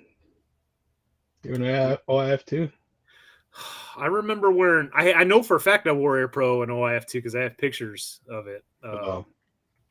But Ear Pro, no, man, fucking, we didn't wear any of that shit. In Yeah, the no, yeah, 7th grade. So I don't want to jump too far ahead. So yeah. we did some training in Hawaii, and now we get to Kuwait, and we fly into Kuwait, and then I believe we convoyed from Kuwait to Najaf. One platoon, I think, took helos. Yeah, that was my platoon. Did you? Oh, my stick. So we didn't fly into Kuwait. We took ships into Kuwait, whatever they're called. Because I remember we were sitting out there in the sun, and I was like, "Oh, this is getting pretty hot real quick," you know. And but like we were training for the convoy. Like our driver, I don't know why, he left his emergency brake on, and it was Lieutenant Worsh was our stick leader, right? And like we driving at night, and all of a sudden there's fire coming out the back. We had to jump out the truck because it started catching on fire. We jumped out the 7-ton, and I heard Lieutenant Worse tell somebody, like, yeah, there's all kind of warning lights were going on. They're like, beep, beep, beep. And I was like, is that supposed to happen? And he was like, yeah, that's all normal. But it was he left his emergency brake on and just freaking caught the truck on fire. So we got to helo into Iraq, which is cool because we have to do that long drive back in. I'm changing, just so everybody knows, I'm changing the background because OIF 2, yeah. you saw a lot more guys with digitals. Even though we got issued tricolors again to go to OIF 2, more people had digitals because all the new guys coming, all the brand new Marines that deployed with us all had gotten issued digitals, and then a few guys were purchasing them on their own. So then, yeah, we go into into Iraq. Fuck, we go straight to the Ag Center, I believe. I don't know. I don't remember how we got placed in our platoons because I remember being like Shomer was my squad leader throughout the whole deployment. Somehow we got switched up in there, but it was you, me, and Graham somehow became a team for some reason. So we did a week at the Ag Center. Then we started a week at QRF, and that's when stuff started to happen. I got some pictures here from like the ag building and stuff, which is like part of the governor's compound, if I remember correctly. Remember that? It's you in the back, stringing concertina wire. Is that where we're giving out money, or just? Yeah, there was like a civil affairs officer there that was issuing out money and stuff. But I remember when we first got out there, we had to harden this place a lot more because it wasn't up to par. So we had relieved the army in Najaf, And I should look into it to try to figure out who it was, but it was an Army unit that we relieved in place, and so we took everything. But just like Bonehead was saying, we would have like a platoon over at Fob Hotel, which was the main forward operating base in the area, and then we'd have to have like a platoon at this agricultural building, which was part of the governor's compound where they had all the local leaders and stuff. But we came in there and hardened it. So that's Bonehead and I putting up concertina wire. Yeah. Good times, huh? I don't think I had. Sorry, go ahead. Yeah, so that kicked off pretty fast after what was it? We did how did we end up in the same platoon? Do you remember that? Yeah, I don't know, man. So what happened is we were doing React. So it's like if you weren't at the Ag and Government building, you were at Fob Hotel as a quick reaction force. Yeah. And somehow you were there with my machine gun team. Yeah, I don't remember how. Yeah. Yeah, so it was Graham and I don't think we had an ammo man, but you just happened to be there when the Battle of Najaf kicked off. So, anyways, this is at Fob Hotel. So we were not at the Ag building at the time. We were at Fob Hotel. You know what happened? It wasn't like Kirk broke his arm, and then just kind of threw a lot of stuff off because we weren't full man. Like none of us have ammo man. So yeah. And then I think one of our guns went down because we only had one gun at reaction at hotel. So I don't know if that screwed everything up, but I remember Kirk was being out because he had broke his hand. He was out for a while. And this is how you went on patrol. That's how I went on patrol every day because it's hot. Vietnam style. No shirt. Remember taking those pictures? Yeah. I don't look like that now anymore either. So yeah. I look at those pictures like, God damn, dude. To be young again. Yeah. So the quick reaction force. So anyway, we ended up in the same platoon. So we only had one machine gun. So it was kind of like it was gonna be a machine gun team, and then every other machine gunner was gonna be an 11. And I remember us doing like the mock training. I was the team leader and Graham was the gunner. And then you and I think it was Castellano, maybe Fowler. Y'all gonna be 11s or whatever. But I was like, I don't be 11. Fuck that. No, I'm staying with the gun. So it was me and Graham. And we went on our first QRF. It was just a small little firefight. I remember driving through the cemetery, and it was crazy because it was like there's a firefight, and then we took off. And I'm thinking, it's gonna be clear, but not everybody's still doing their own business. Like people were still shopping, people were still driving, until we turned into one street, and then it was like deserted. And it was like, okay, now everything's deserted. Like, okay, we're getting close. And then we kind of just sat there and just kind of shot a few rounds. Whatever. It was real quick, maybe like 5-10 minutes. Well, I remember when we first rolled up, man, Cat was engaging something, and it was just like, they had, I'm not sure how many vehicles are in Cat Station, maybe like 3 or 4, but they had like their 50 and Mark, shooting. They're like, and then we roll up in like high back Humvees, and everybody's dismounts, and this is going to be our first firefight of OIF II, right? Yeah. Every swinging dick wants to get in this fight. So it was just like everybody gets online, and it was like a rifle range. It was just like M16s, 203s, everybody and their mothers shooting stuff. Freaking AT4s are probably going off. Everybody and their mother wanted to get a piece, right? So yeah. But what I tell the audience on some of the previous streams is like the Army had some sort of understanding with the Mahdi Army.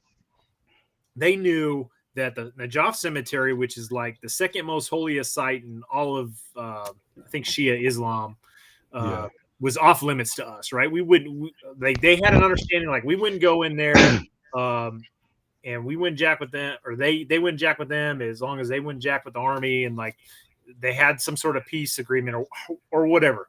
But the Mahdi army, here's the caveat here. The Mahdi army would be in the cemetery with their weapons, displaying their weapons, right? RPGs, PKMs, AKs, you name it. They're taunting us. You're taunting the army, right? And they would be in there, but they would do this because they knew the army wasn't going to engage them as long as they didn't engage the army. Well, freaking 1-4 comes in, and it's like, you got a bunch of hard motherfuckers from the invasion, right?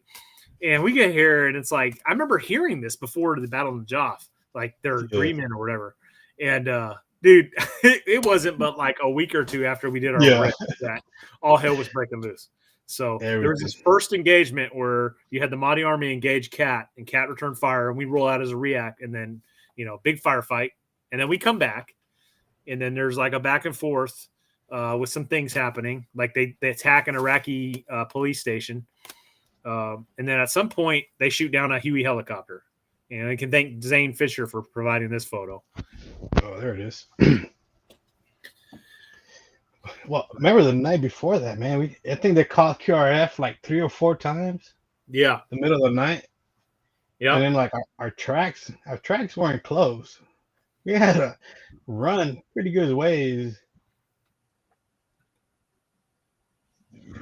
I depleted all my water source. Look at that. And then I didn't fill it back up. I was like, let's go back to sleep. And then because that's still my Camelback, right? So that morning, the last thing, the last QRF was called, I forgot my Camelback. So I had like 1 canteen of water. But yeah, we take off in our Humvees, in our tracks, right? Get to the cemetery. I don't see the helo right away. Like we pull up to that road, the diagonal road that is there. I remember people get up top, and we start getting like when I first got to the track. So they got the seat in the middle, and at the end of the seat there was a toolbox. So it was like leaning like this. And I'm like, man, that toolbox switches, like it's gonna catch my leg. I'm like, I better scoot over or whatever. Now I'm trying not to get, because I was sitting right on top of that. Now this don't seem right. So get to the cemetery, and we're in that road, and then they start throwing mortars. So the track backs up, and it just stops, and everybody just flings forward. And then the guy beside me stuck his hand right under there, and it just caught him. So he's sitting there to a toolbox and the bench, and he just yelling. I'm like, what the hell? Like, what's wrong? I look, his hand stuck, and I'm like, oh man, I tried so hard to lift that seat, it wasn't budging. And like he just somehow just pulled his hand, and it just had nothing but bone just sticking out. And I'm just like, oh, just bone, just this whole skin just kind of just. I forgot who that was, man, but it was like the whitest thing I ever seen. I'm like, oh my god, and I'm just like, oh, I'm looking for his first aid kit. I'm like, I froze because I was like, this ain't supposed to happen right now. Like we didn't start taking great fire yet, and interpreter gave me a gauze, came over, put some water on him, tied him up. But I just remember him just like, okay, this is starting not too good. And so we sit there for about, I don't know, 45 minutes, maybe 30. They finally push people out, like, we're gonna get security because it seems like we're gonna be there a lot longer. And at some point, they asked me to be 0311. He's like, hey, we need people. I need you to back up freaking Oropesa squad or whatever. Yeah, I was with Oropesa. So I go in the middle of this courtyard, just sitting. Seems like a crater. I actually got a picture from that courtyard. This is me, but this is like a traffic circle, and this was like some little Haji shack that we occupied as a fighting position. That was towards the end, right? Like towards the No, that was in the beginning, man. That was before we even pushed in. Oh, but man, we sat at that road. Y'all was shooting down that road with that by that. Yeah, so this position right here was before we moved over to that road. Oh, okay. So I was on the other side of that. I was like protecting the 6, just taking sniper fire from different places or whatever. But we were out there in the middle of nowhere. Like there was no cover. Like we didn't have that shack. There was no cover. Someone gave me a bottle of water. So I'm like, hell yeah, a bottle of water. I took a sip, put it down, took fire. I picked it back up like 5 minutes later, and it was like boiling hot. And I'm like, this sucks. It was like boiling hot already. I was like, golly. So we take fire. I mean, here and there, and at the end, I don't know, about 5 o'clock, 4 o'clock, to tell us push into the tracks again. And I remember being so relieved. I'm like, oh man, we're going back in the track. We're going home. Sweet, But they made a left instead of right. I was like, where are we going? This is the wrong place. Home is that way. Like, no. Yeah, I'm dehydrated as hell. So then they tell us, get off or whatever. And then there was a hole. They're like, yeah, we're gonna push in to the cemetery. I remember just having a cigarette with like everybody. Everybody just like, who got cigarettes? Who got cigarettes? I mean, it's my last one. And we're just passing around a cigarette, just waiting for the word to go in. Yeah, this is to all you that don't know. This is what the Najaf cemetery looks like. Literally, this is what it is. Yeah. And we're getting online after a whole day, man. We set up a cordon around this down Huey, and we've been repelling multiple enemy assaults on this cordon that we had set up, trying to get to this down bird, because we were providing security so that he could get a wrecker out there to get this bird on a wrecker and get it, out of there. So like all day long they're hitting us. So at the very towards the end of the evening, we get online and we're told that we're going to push into this. So it's like you got guys like Bonehead that, we rolled out as a quick reaction force, guys. We didn't roll out there thinking we were going to be out there for 3 days, right? So Bonehead's got minimal water. Everybody essentially has minimal water. No chow. Yeah, no chow, just like bare minimum. And now we're getting online, getting ready to push into this. So pick it up, bud. I remember pushing into what was like a little market there they had, right? A little table set up, and there's nobody there. And we stayed there for a little bit. And I remember getting another bottle of water, and I had to share it with 3 other guys. And I remember I was a senior Marine. I was like, man, I'll let you guys drink first, And they start chugging water, and I'm like, God damn, it looks good.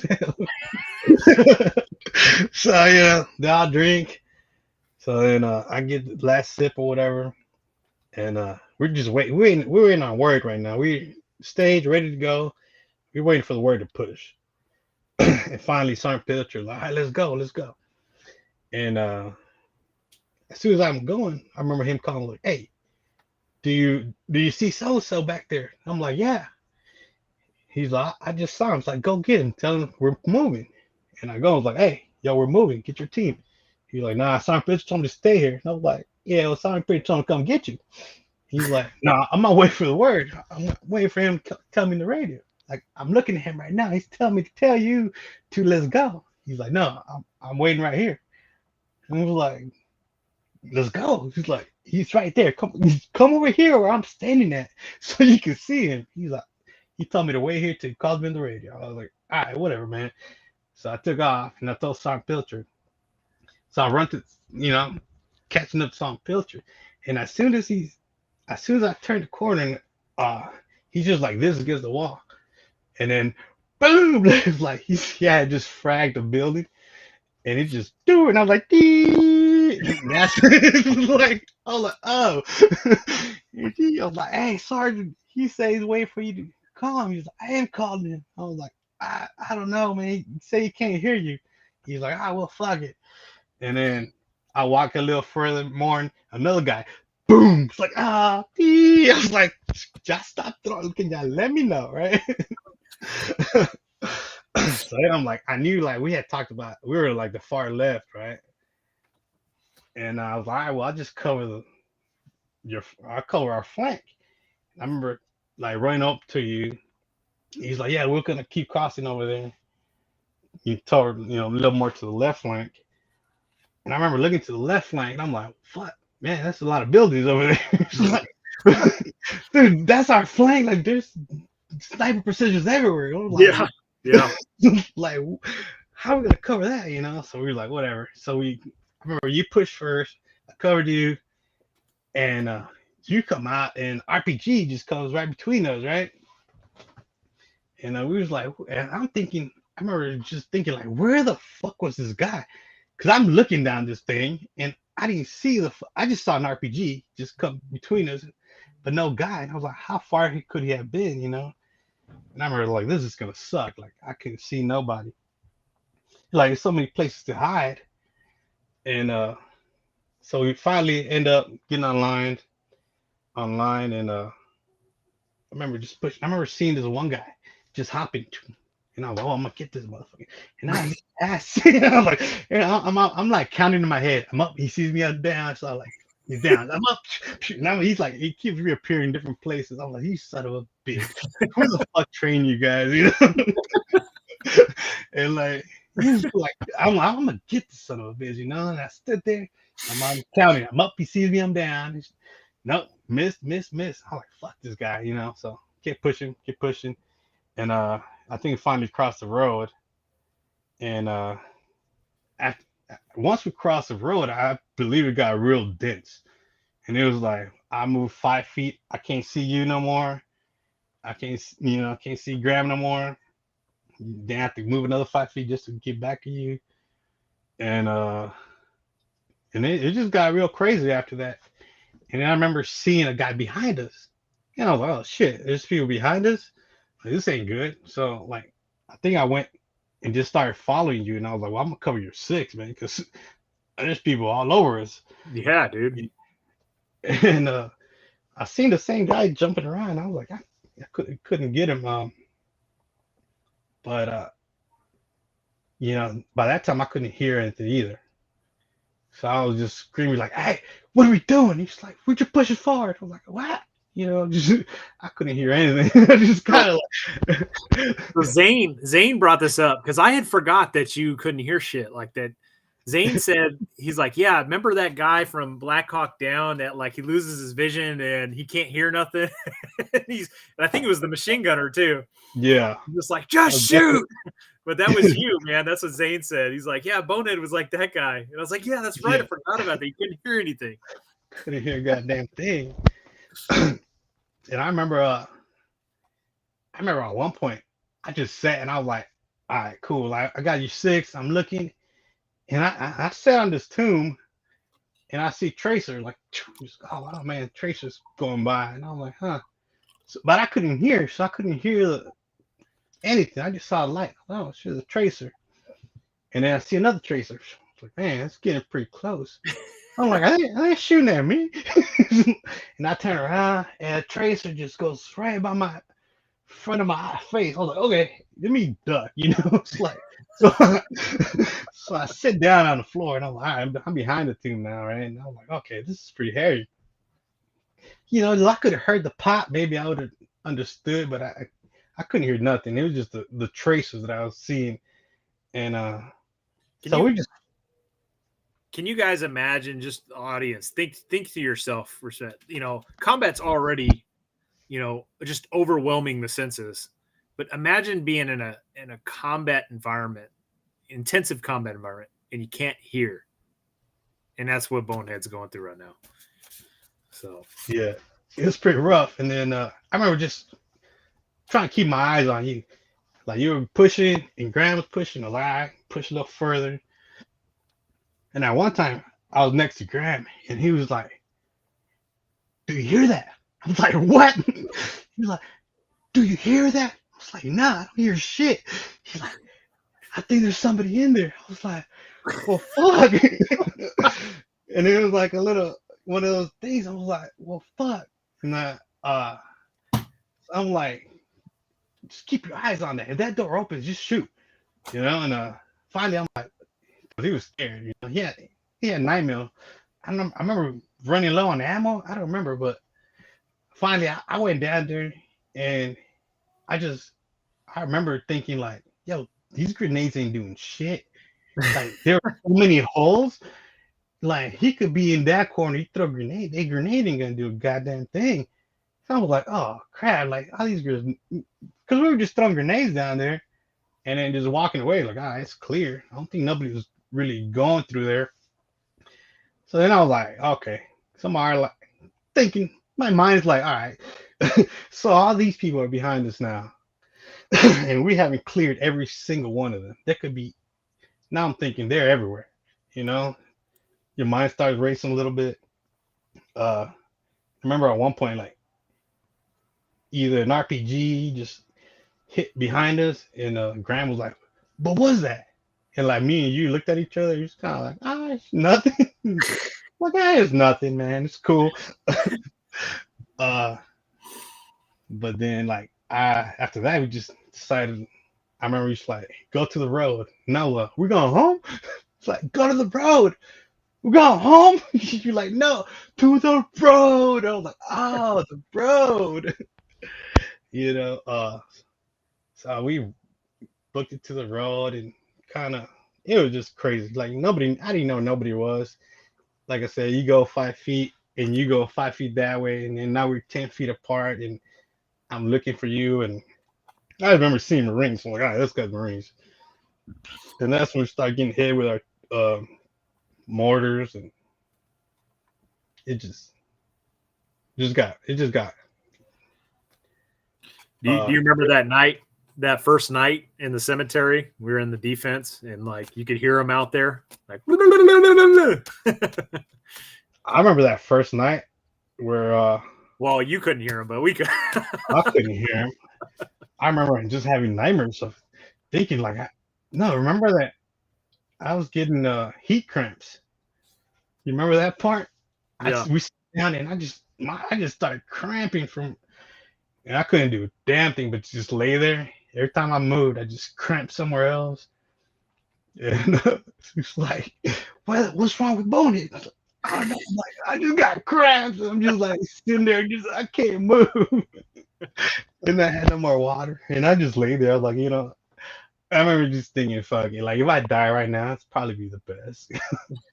It's like, and I just sat there, smile, like I couldn't do nothing. I moved, I cramped up. Just to point something out to everybody is like, so picture we're sitting in the defense in this, right? So literally, it's not just tombstones. Like, don't think American cemeteries. Think catacombs. Like these things had catacombs that went down into the ground, and they had like shelves in there for bodies. And like these enemy fighters, modding army guys could be down in these catacombs. So it's like when we first pushed in, like we threw M67 fragmentation grenades down there, but it's like you don't have enough fragmentation grenades. Like you can't do that for every single one of these tombs. And even if you do, just like Bonehead said, like there's no guarantee you got them. So then we after fighting all day, we pull back and make like a cigar shaped defense in this cemetery in the middle of the night. And we're sitting there, and Bonehead can't hear nothing. And the enemy's out there. You can hear them, out there. And then a C-130 Spectre gunship comes in on station. And I just remember looking through my MVGs, which were Pair 7 Bravos. And I just see this big IR beam coming down from the sky. And it was glorious, man. They were fucking them guys up. Yeah, and then finally we got artillery in there too, right? Yeah. Because they weren't giving it to us at first, but after a while, the enemy was, mortaring us. So it's like at that point, it's like, okay, well, they're not respecting their, holy site. So I guess we're going to bring some of these 155s from 5 Hotel down on their ass. Yeah. So yeah, that first night was rough. And what else happened? I remember waking up the next day. Well, our lieutenant and a radio Oh, operator got hit by a mortar. And they had to get evacuated, medevac, and our platoon sergeant took over. And our two medics, right? Was that two medics that went down? I don't remember, but yeah, maybe a corpsman got medevac too. Zane's in the chat. Maybe he'll refresh our memory here. Yeah, I remember as the radio operator changing real quick. I'm like, huh, who's the radio operator? And I think at one point it was saying, I was like, what happened to everybody else? He's like, oh, they got hit. It was like they got hit too. It was like, oh man. Yeah. So we'll pick it up, man, from the next morning. The next morning, I remember being there with Sane, with Fisher, and because I think we woke up and we stayed up to the end of the shift into the morning. And I remember mortars start falling, and by that time we were like, yeah, you guys missed. You missed. It sucked, whatever. Just we didn't care at the point, we were just tired and thirsty and hungry or whatever. And I don't remember much from there. And we pushed forward into is that when you called us up? It's like, hey, I think I hear people over there. We the next morning, once the sun got out, we started pushing forward again. Oh, that's right. Yeah, we started pushing towards the edge of the cemetery. And then we got into to the left corner. Mm-hmm. Yeah, and then we got pinned down by snipers there. Yeah, Alpha Company lost a guy to sniper fire. Alpha or Charlie? I'm sorry? Charlie? Was it Charlie Company? I think it was Charlie. Okay. Yeah, they lost a guy. I remember seeing them carrying his body out. Yeah. So I mean, like you said, man, we had all those buildings that were in front of us and to our sides and stuff, and just like every single one of those was a prime sniper position. So yeah, I remember when you took the machine gun at the hit, just started spraying down to a RPG team. Yeah, well, so let me preface that story. So we pushed forward in the morning, and then we reached like an LOA or something, and we were online, and at that point we were just holding firm. And I was sitting on a tombstone with my back to this tombstone. On the other side of a tombstone was another Marine, so we were kind of like watching, because again, guys, the enemy could be in front and back of us. Like there was no guarantee that even though we came through there, that the enemy wasn't behind us. They were absolutely behind us. So it's like you had to watch your front and rear. So I was watching the rear. There was another Marine on the other side of Tombstone watching the front. Well, something told me, like, I'm not saying a person, like I just had this feeling to check on the guy on the other side of the tombstone. And I don't know what I'm telling you, it's just divine intervention. And I guess Bonehead's going to take a piss, so I'll just tell this story real quick. But I just had this like feeling, this deep down feeling to check on the Marine behind me. So I lean over to check on the Marine behind me. And as I do so, about 30 yards in front of him was an enemy RPG team. And there was two dudes, and they were looking like I'm essentially perpendicular to them. They're looking straight. There was a gunner. He's got an RPG launcher on his shoulder, and right behind him, I remember, was his ammo man, because he had a little backpack on. And I remember these cats were wearing the Iraqi National Guard utilities. Like they had 6-colored desert cami trousers and brown skivvy shirts, and that's exactly what were issued to the ING. I remember that's exactly what those guys were wearing, and I saw them, and like remember, I'm just leaning over around the tombstone to check on this Marine. So I see him, I'm like, holy shit. So I'm starting to raise my rifle to aim in on him. And just at that moment, the Iraqi army, or the freaking Mahdi army guy looked over And like I saw his eyes were like this big, dude. And we locked eyes, and I'm literally raising my freaking M16 at that very moment. And he turns around and runs right into the dude behind him. And so they clash. And then like by that time I'm raising my rifle and I just start firing. And they duck behind a tombstone. And I didn't have a fragmentation grenade because we were machine gunners. They gave all the M67s to the 11s. So I yelled for somebody to give me a grenade, and one of the 11s tossed me an M67, and I freaking took it and I threw it at the tombstone that they were behind. So, and it went off. So I don't know what happened from there. Shortly after that, I was like, "You motherfuckers!" And I remember Graham's machine gun, and just, like, giving him a hate burst. Essentially, is what happened. I had a lot of anger built up after that. So that's the backstory to that, guys. I know Zane brought that up too. That definitely woke us up because we were all kind of just, is this gonna end soon? And a lot of little kidnaps going down there, you know. Yeah. So but yeah, so that went into later on that day. We pulled back to another position. And do you remember being up against that wall? You and I, yeah, while Graham was on the gun. Yeah, that tank went off. Yeah, tell that story. All right, so I guess we were like, I was taking a nap. We were like going on watch or whatever. So me and you just lay down. Graham's on the gun. And I remember I couldn't sleep. I can't sleep, you know. I didn't think you were sleeping. I think you were just resting your eyes. And I see the turret of the of the tank just goes over the little wall. And he starts shooting the 50 cal. And I was like, oh shit, here comes the big one. And he just boom. He shoots the main gun, and there's just dust everywhere. And I remember you're reaching out, bonehead. You were scared. You thought we were hit, right? I was asleep, man. I thought a mortar just landed right on us, and I thought you were gone, dude. Because I knew I was sleeping next to you, and and in my head you were just vaporized, and I couldn't see because of all the dust. So I'm just reaching out, bonehead. Yeah, I remember thinking for a second, like I'm just pretending like I'm hurt. Oh, it's fucked up. But I was like, nah, that's too mean. I was like, no, we're good. Just the tank. The tank's like right above us.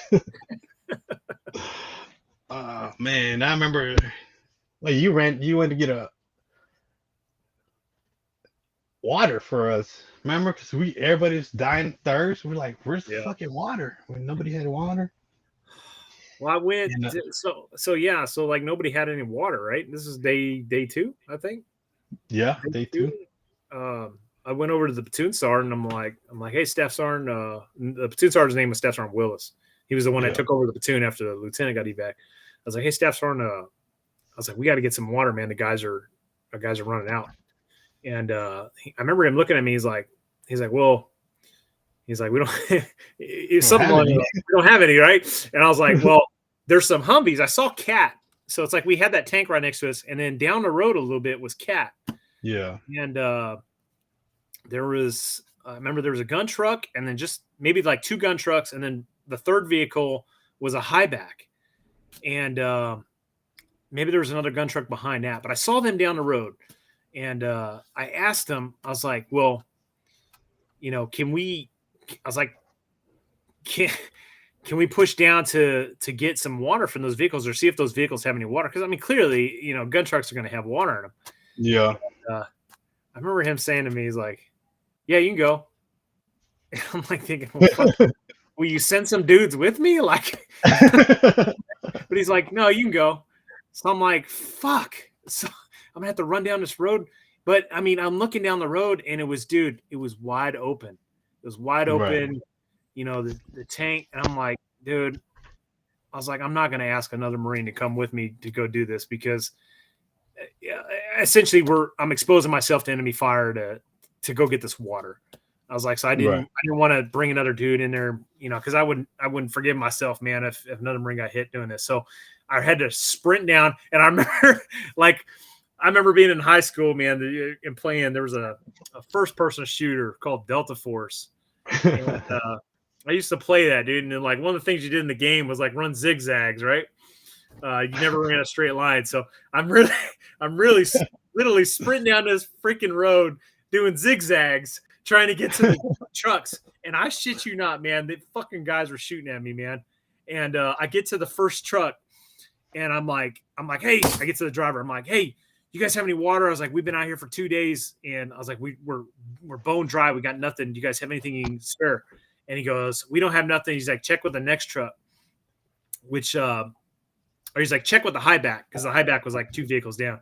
Right. And I was like, all right, thanks. I run to the high back, and I get to the high back, and they just have cases of water up there.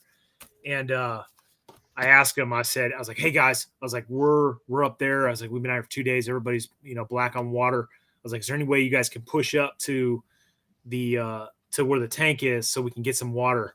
And they're like, yeah, give me a second. He gets on the, their inter squad radios or whatever, and they talk to the lead gun truck, and they're like, yeah, we'll do that. So he's like, hop in the back. So I hop in the back of this high back. I see a question asking, what's a high back? So a high back is, I might have a picture, but a high back is a Humvee that it kind of looks like a truck. It's got an open bed. And if you guys can give me a second, I can find a picture here. I know Zane had a picture of a high back.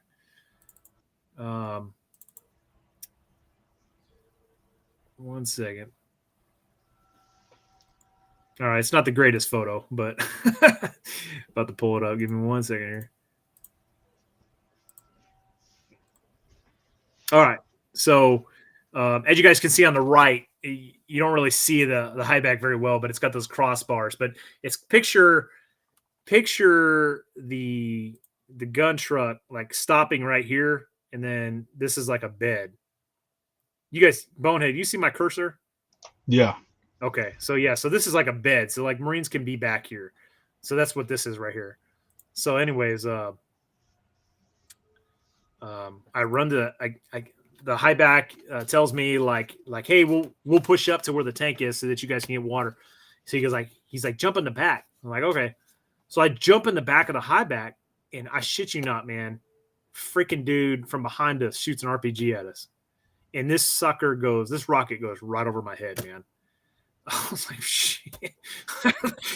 I just went flat in that vehicle. But the vehicles pushed forward, and then Marines were able to come out, and our guys were able to come out and get some of those Kufa waters or whatever they were, the Iraqi waters. Or Hayat water. Oh yeah, Hayat water. So, but yeah, that's how we get that water, man, on that second day. Yeah, and it was much needed. Tell you that. Yeah, absolutely. Everybody was dry. Yeah.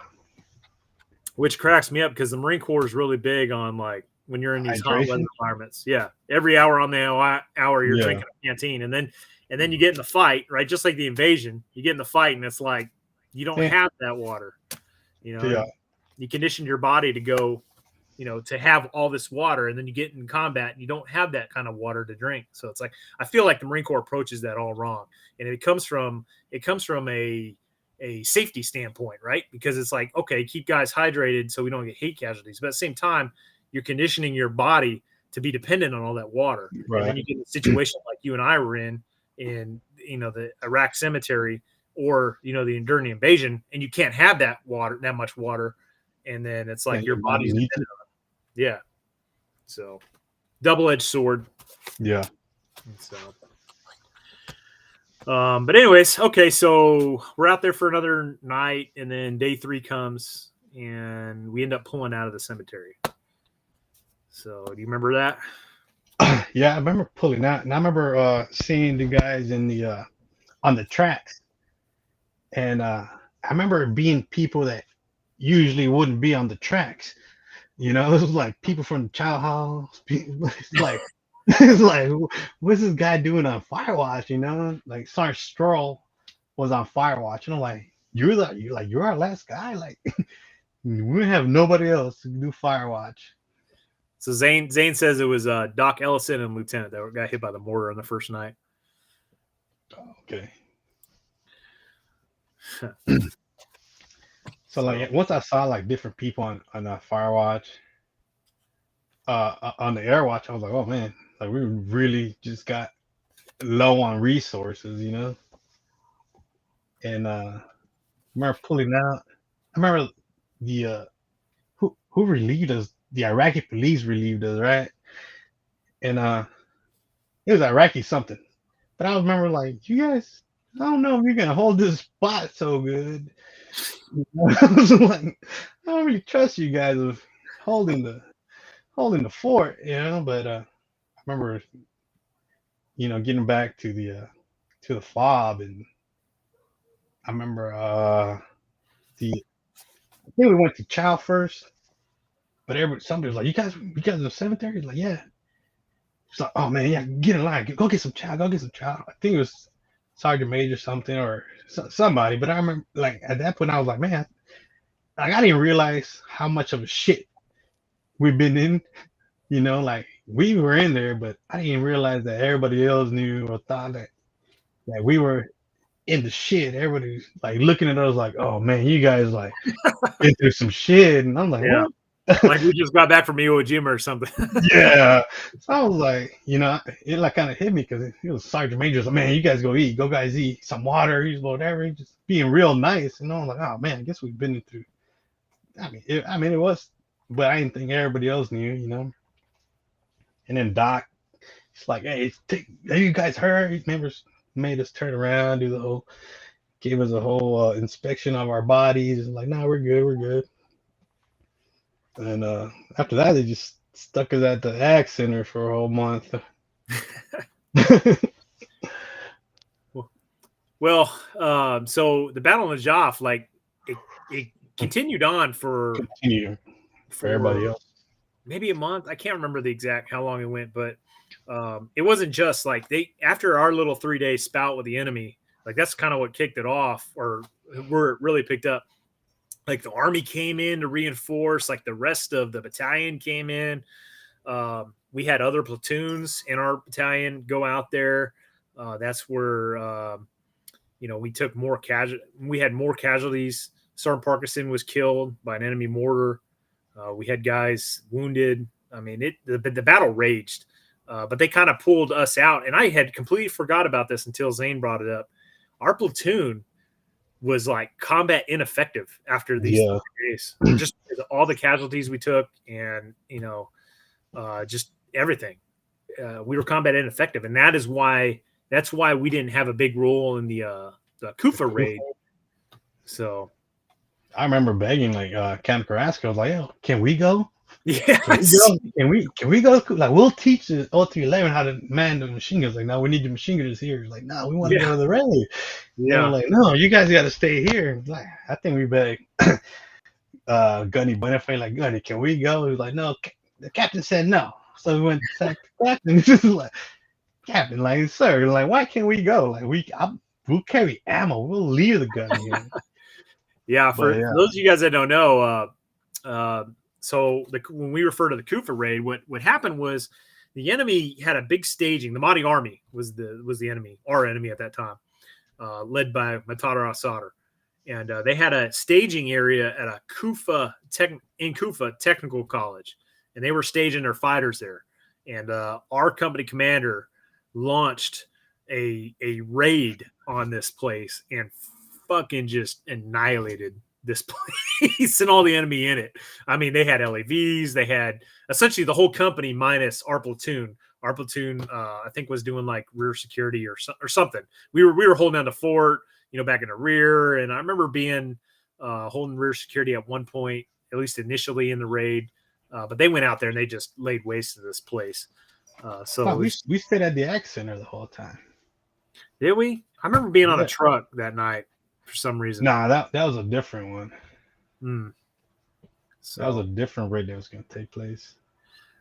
But in any event, Zane told me, I completely forgot about this. We were combat ineffective. Like, we had no platoon commander. We had several dudes that were casualties. So we didn't even mention in the cemetery one of our O311s who picked up the radio and became the radio operator after the first radio operator was wounded. he got shot by a sniper. Took his 7.62 by 54R right in the side of his flak and took him out of the fight. So, but I've got a few photos because ultimately what happened is towards the end of the fighting in Najaf, we were getting ready to launch a final assault on al-Sadr's Mahdi army. That was rough. So, give me a second here. But anyways, what they say the casualty they were expecting for that? It's a heavy casualty. I remember heavy casualty. Yeah. And the gauntlet. I remember the gauntlet, and I was like, okay, I want to go back to the Ag Center, right? Uh-oh. So, it looks like my computer screen just froze on me. So this happened to me last night in my live stream. So what I'm gonna do, Bonehead, is I'm gonna have to exit and come back. But if you can start telling the story about this final raid, and then hopefully I can get this. Everybody can see you good. Yeah. So what's happening is my screen is locked up, and I know it's still streaming. But I think if I close out this browser and come back, but if everybody loses the stream, you know what happened. Yeah. But I'll be right back. So if you can just start telling that story. Okay, so this final assault, there was so this is a shrine, and that's where everybody's getting hold up at, like their final fighters, all the fighters were there. They're all surrounded. We got pushed everybody into this shrine, and the final assault, we were training an army, right? Who were we training there to go into there? Kurdish Special Forces. The Kurdish Special Forces. So the whole time that the fight was going on, we were training the Special Forces so they could go into the shrine because they didn't want Americans going in there. And I don't remember exactly how the oh, look at those bad boys. I remember the gauntlet. Did talk about the gauntlet and close your hatches, and a lot of heavy casualties. But I remember the exact plan. So the plan was we were going to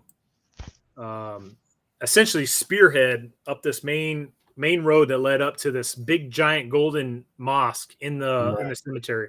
So this mosque is like a big deal in the Shia Muslim religion also, just like the cemetery. But that's where Maltado al-Sadr was held up. You know, that was like his headquarters. That was the COC because they knew we weren't going to destroy that. But towards the end of the Battle of Najaf, it was, hey, this is where they're at. And, you know, they ain't going to play by the rules. So we're going to launch this final assault, but the Kurdish Special Forces were going to be the ones that actually make entry into the mosque so that U.S. forces weren't the ones that did it, right? So it's like kind of skirting the the law or the rules a little bit, but the plan was we were going to spearhead up this road, run a gauntlet, deploy right outside this mosque. Our buddy Adam Schwarzy, who was an assaultman, was going to fire his small rocket right into the door of this thing. And then the Kurdish Special Forces were going to flood into it.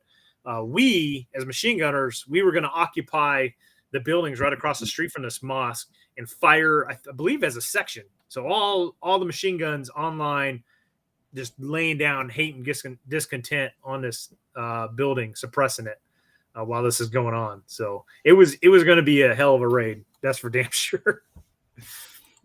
Yeah, it's going to be heavy. Glad it didn't happen though. Like we went on the road, we got out the fob, I believe. We got all the hatches closed. Oh, there's a nice face paint there, buddy. Dude, this was the night. That was the night. Everybody, well, the motivators, but the motivators put the war paint on, man. Oh man, anyone die like that? This is we were taking our final pictures, man. This was going to be it. There's no telling how many we were going to lose. Yeah. I don't even know where you got. I didn't have no face paint. Where the hell you get that? I, You just brought it with you? I don't know. I think it was on the, you remember those deployment gear lists that they gave you before we deployed? Yeah. I think it was on that. Well, So. I was one of the setbacks that didn't get it. Like, what the hell am I need face paint for? Yeah. So yeah, we're on the tracks. We're loaded up, and we literally moved to a staging area, like an attack position. And we're sitting in there waiting for the word to like kick this thing off. And then at the last minute, some head honcho comes back that Maltar al-Sadr answers to, and they called it off. And the whole thing, and like a deal was worked out to where the Mahdi army was gonna be able to walk out free, but leave all their weapons in place. So all these freaking assholes that we've been fighting for like the last month, we're just gonna get to walk out. And yeah, they left their weapons, but big fucking deal. They're just gonna get more somewhere else. And they did. I mean, yeah, for sure. So, but that was the final culminating event of the Battle of Najaf. I don't even know that. I don't even know we can count that as a win. I look at it this way: we killed so many of them. Yeah. But I mean, you think about all the dudes that we lost, and the guys that were injured and and wounded and everything else. So it's like, I don't know, man. In hindsight, I'd like to think that Iraq is going to be this like prosperous democracy and flourish, and one day we can all go vacation there one day. But who the fuck knows? Yeah, so, I wouldn't trade 100 Iraqis for one of our brothers that we lost over there. That's for damn sure.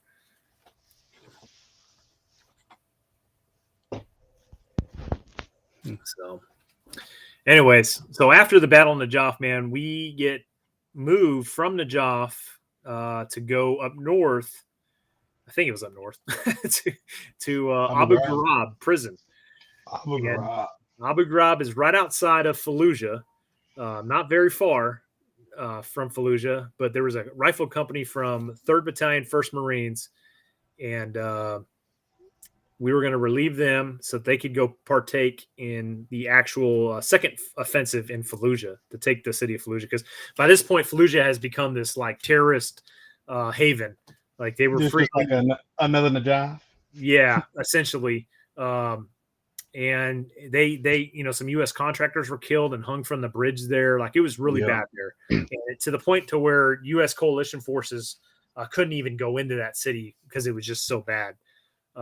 So up to this point, like Najaf, our fighting there had been the biggest fighting since the invasion in Iraq, but it would be completely overshadowed by Fallujah. But so anyways, long story short, we go up to Abu Ghraib prison to relieve this rifle company, and we take over their battle space, what they were doing before Fallujah, which in my opinion, man, it was like, short of Najaf, like it was like the pinnacle of being an infantryman, man, like what we were doing there. Cause we were doing a lot of patrolling, and we went and got new gun trucks and everything. Cause ours were like ghettoized, and the army had the space shuttle door armored ones. And they also, they were taking fire every day pretty much. Yeah. The prison. I remember when we first got there, they were on the post on guard. They had like 50 cals and Mark 19s, and we were like, what are you gonna need that for, But then like our second day there, like a 5-hour firefight just from the posts. Yeah, they were it was a reserve artillery unit that was manning those posts. And those dudes, man, they did not hold back. When the enemy would shoot at the posts from the city, those guys freaking returned some fire, man. They had 50 cals up there and 240s. Like they didn't fuck around. So, but when we rolled in, I think I remember being told there was an army unit there. I think they were MPs, but they would just drive the main roads and they would not get out of their vehicles. So essentially what was going on is the enemy in that AO had freedom of movement, right? Because it's like the army MP units were not getting out of their Vics. I don't want to say afraid, but they were told by their command, like, no, you guys are not doing dismounted patrolling in there. So when we came in, it was like RCO, Captain Carrasco, was like, we're going to get up in there in their private space, right? We were going to do dismounted patrolling. And then he even said, we got issued these big armor shoulder pads and all that stuff. He's like, we're going to wear all that stuff. We're going to wear the shoulder pads, the throat protectors, the groin protectors. He's like, I want the enemy to think that we cannot be killed. So when we step out into that city, I want them to look at us like we're beasts, you know, it's 100 degrees outside and we're patrolling in this stuff and they can't kill us. And we're going to present the hardest target possible and get up in their grill, you know, because it's the Army. Like I said, the Army wasn't doing this dismounted patrolling stuff. So, and we were. So I mean, Abu Ghraib was just a phenomenal time, I thought, to be an infantry Marine. Didn't we clear that whole building? I mean, the whole little neighborhood next to the prison at one point? Oh, yeah. The whole surrounding city, like right outside the prison. Like we went door to door, essentially, and we got up in the enemy's business, that's for sure. So I've got quite a few pictures, man. So if you can tell me some of your fondest memories of Abu Ghraib. Abu Ghraib was fun because the patrols, that's all we did was patrol. We're going to patrol. Yeah, look at this. Sleep in the jail cells. So we would do like a 6-8 hour patrol, and then we had like the rest of the day off. And like we all something like that. They had phenomenal chow hall. They had a good chow hall, Wi-Fi. I mean, not Wi-Fi, computer room that we could go to. Yeah, the Army had like salsa night and stuff. Yeah, they could go there and we forgot about that. They had a nightclub in there. Yeah, salsa night and Wi-Fi internet cafe. We were like, what the hell is this? Like, we've never seen some shit like this before. Let's go we go check our email routinely. Yeah. That was good stuff. Look at that guy. Yeah, that was Abu Ghraib prison right there, man. That was. Why's my hair so long? They didn't have a barber shop there. Must think you're like a Navy SEAL or something, man. I guess so. No wonder Gunny didn't like me. Wow. Yeah, we did a lot of cool stuff there, man. Yeah. The patrols were awesome. Getting to like when we went to pick up the new Humvees, and then like every Humvee had like a brand new weapon system in the back. Yeah, like, we just rat fucked their shit. Everything that we could take that wasn't serialized. We're like, this is ours now. So let me tell that story. So the Army had at that time M240 Bravos, which is like the latest, greatest variant of the M240. We had M240 Golfs. And I don't know when the Golf came into service, but it had definitely been around for a while before we even got there. And our parts were like, you know, silver essentially from all the usage. So when we got these M240 Bravos, you know, we were using them and stuff the whole time we were there. But when it came time to leave Abu Ghraib prison, like we took all the internals because they were all the same internals and swapped them for our old shit. So we put all our old M240 Golf parts that were worn down into the M240 Bravos, and we had all the new Army M240 Bravo parts in our M240 Golfs by the time we left Abu Ghraib prison. Yeah. So here's the new gun trucks that we got from the Army. They even had AC in there. Yeah. And you guys can see in the background here one of our old trucks. You see with the L-shaped doors. Yeah. That's the protection we had, and then we got these things from the Army that had like these space shuttle doors, and you know you felt like bulletproof glass. They had actual bulletproof glass, and yeah, it was legit. That was neat. What else happened there? Got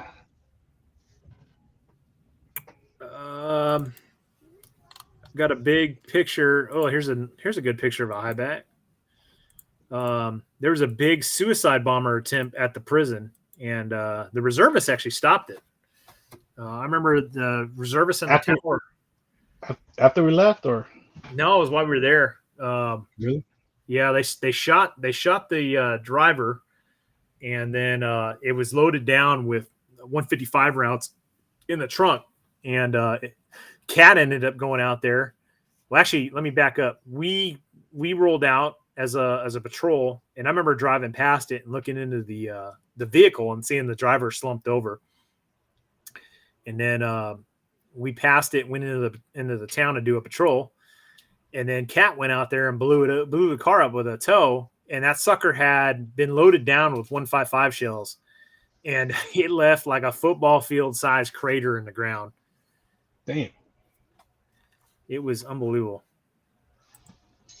So I think that picture is from that. I'm not 100% sure, but From the explosion. yeah.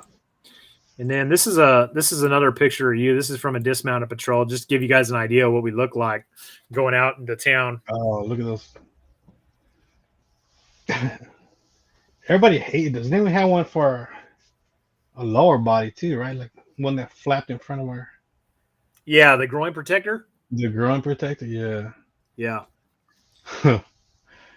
Those things were annoying to get on.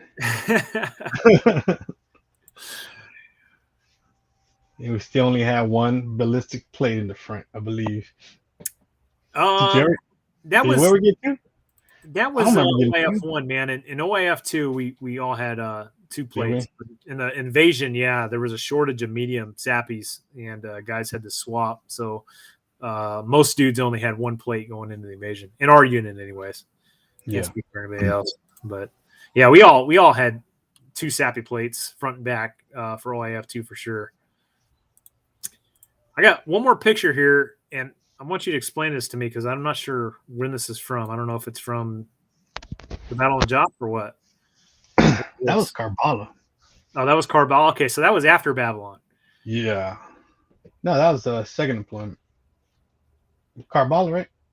Our second deployment. Sorry, I meant to say Abu Ghraib prison. So we left Abu Ghraib prison, go to Karbala. So after like the Fallujah offensive, that rifle company from 3-1 comes back, relieves us, and then we go to Karbala. So yeah, we were there to this is gonna be the first election that Iraq had, so we kind of just stood post, but Captain go out there and patrol. They held the first election, but this guy here that under arrest there were workers that worked on the Karbala base, but like people on post saw them like taking pictures and counting steps from the wall to where the living area was for all the soldiers and all the Marines. Oh, is that right? Yeah, so we watched it for a couple of days, and then we took them down, and then handed over to Intel. They got arrested. I don't know what happened to them, but we just hand them over. So it's like our last little fun raid to do. I've got another picture here of our CO, and we mentioned him a lot. Also, who our second deployment, our old company gunny, who was then Gunnery Sergeant Morales, picked up first sergeant, and when we redeployed on our second deployment, he became our company first sergeant. So just a legendary guy. He was a Dragon gunner 0351 in Desert Storm. He's just a grunt, went to the drill field, became a drill instructor. So it's like he made drills. Yeah. So he's just a hard motherfucker, man. He used to box. He's just a legendary guy. And if you guys can see, he's actually got a 20-round magazine. And that was his thing, man. He had a 20-round magazine, and I think he had it loaded with tracers. Because he knew he was a first sergeant. It's like, if you're hooking a jab with a first sergeant, like, shit's gone bad, and it's like, he had tracers in there so he can mark targets for guys. But just a hard dude. And then obviously our CO there, Captain Carrasco, just a hard CO, great guy, just real personable, just always cared about Marines, yeah. Yeah. Just the kind of CO you'd want to have in combat, without a doubt. So, and to this day, he's the best CO I've ever had. He was definitely awesome. It's probably one main reason a lot of us didn't get NJP'd, Yeah, yeah, for sure, for sure. He's like, how are we gonna want them to be war fighters? Or we don't want them to act like war fighters. Yeah. Okay, well, let's.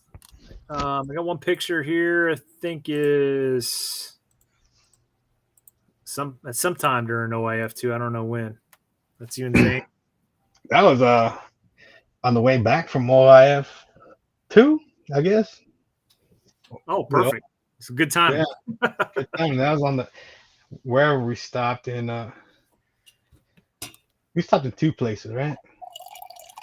I don't remember, man. I really don't remember the retrograde back. I know we flew. We flew, We right? flew, I think we stopped in Ireland and Yes, yes. Maine. Germany. We stopped in Germany and Ireland, I think. Oh, okay. So this is Germany. We just Okay. went outside for just a little smoke and then went back in. Yeah. Took our planes. Yeah.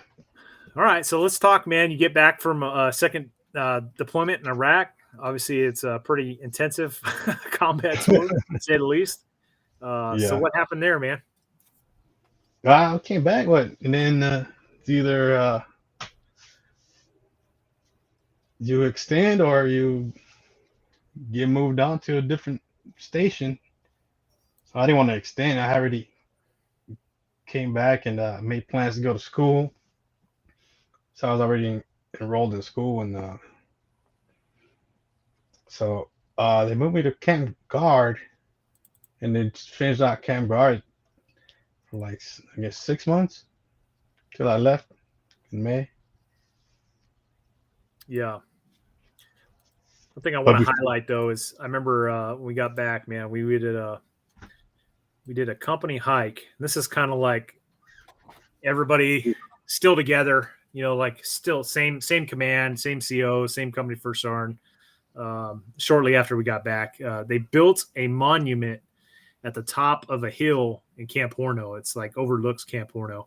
oh yeah, And it's got some crosses, some large crosses up there.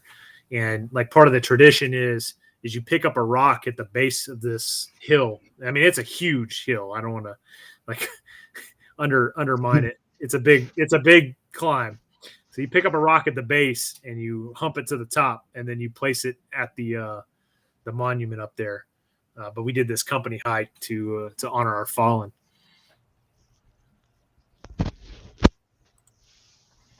So it was kind of the last time our company as we knew it was together. yeah. Remember our first hike when our first deployment?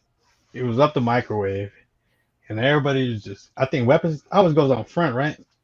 I don't think we didn't have our weapon systems, but after first deployment, I think it was just me, Shomer, and you, and like I think Captain Carrasco or was it Captain Gomez at the time, but like everybody was like on their own because we were so out of shape. Even like the first sergeant, we was done. He was like, no, it was just three of us up there. We were just like, it took like 10 minutes for the whole company to catch up. Cause When was this? after our first deployment, Yeah. I think it was our first hike with Captain Carrasco or our last hike with Captain Gomez, one or the other, but it was just every man for themselves. Just kind of like you start pushing people and then like pushing you back, and then just like, yo, you start seeing like first sergeant fall down. I was like, okay, well, he's falling down. He got the company, Yeah. and I just followed the captain, and it wasn't many people up there at the top when we first got there. Yeah. But it looked just like that, except with packs on. Just kind of just breathing hard. So was that you went to Camp Guard? Didn't you do some like Op 4 or something? Op 4 platoon for the battalion for a while? I don't Oh remember. yeah, we sure did for the GS platoon. The gone shitback platoon, I called it. Jeez. But it was general service platoon, and all we did was post guard whenever they went to like the schools, the regiment schools, whatever they had their weapons stored there. So we rotated and between us, just guard the weapons. We did some kind of cam guard, road guards at 29 Palms whenever they went and shot to Camp Wilson. Yeah. So we're just like the working party platoon, pretty much. A lot of fun stuff there. All right, man. Well, what happened when you left the Marine Corps? Because we're on the tail end of this. Well, went to school to get my airframe power plant license, work on planes. Got that, finished that. Then the economy went to shit. Gas prices went up. Every freaking airline that was hiring was firing everybody, you know. So that working on the planes was like a bad idea at the time because everybody was getting fired. So I got the job I'm in with now, and it's kind of just, you know, grew with the job. Yeah. When we moved up fast, so. And then here I am. Well, that's awesome, man. One thing I want to explain to everybody is like, you will never forget your brothers that you served with in combat. Like, they will be your eternal buddies. Like, even all these years, man, everybody kind of keeps in touch. Now, obviously, we're all separated by, you know, geographical regions and stuff like that. Like Bonehead lives in Houston. I live up in North Texas. But you know, we're all still brothers in arms, and Bonehead was even in my wedding. So yeah, this stunning young man over there on the right hand side holding an AK. Oh wow, look at that. So yeah, good times. I saw a picture when you came down to Galveston. You remember you came down to Galveston when we met you in Galveston? Yeah. It was way before your wedding, I think. When I was looking at pictures, I float a river or something. Nah, that's way before you left to deployment. Your second in the reserves that went to flood the river. Okay. I got a picture from that. Oh God, scared to see.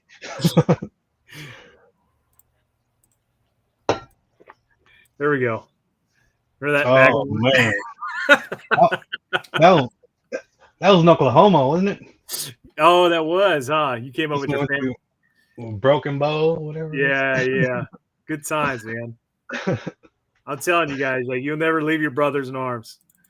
So, and then there was one time where you guys were just passing through, and you stopped by the casa. We had the whole gang up there.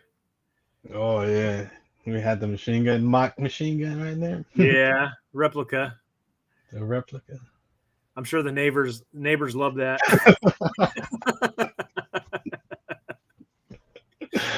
Oh man, I'll never forget the day we went there for your surprise birthday party to your dad's house. Like the next day, he was like, "All right, guys, we're gonna go do gun drills." I was like, "What? I'm not doing gun drills." Like, I don't even have camis. And you start issuing camis to everybody. You're like, what is this? Then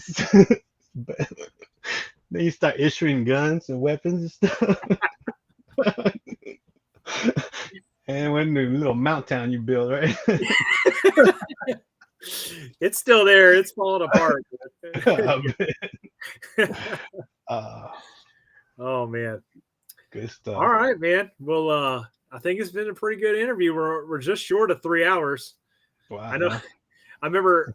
It's funny to me because like we went through Micah Friedman, and he did 5 tours. And I can't remember how long we went. I think we did like 2.5 hours, but we didn't know if we were going to get through it all. And we finally did. And I like think about it. It's like, man, we just almost did 3 hours. Yeah. You only went on 2 deployments. It's because there's a lot more memories there, you know? Yeah. Yeah. So, but good stuff, man. I'm glad to see you're still doing good. And we definitely need to link up soon again. Yeah, for sure. Thanks for having me. Now we got kiddos and stuff, and no. got to train them to pick up the torch and move forward, man, to replace us.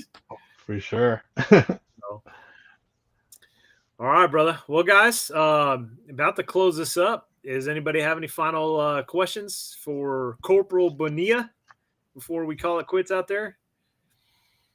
So it's been a good little stream, man. I love getting you guys in front of the camera and talking war stories for sure. Yeah, I can't wait to see what you got next.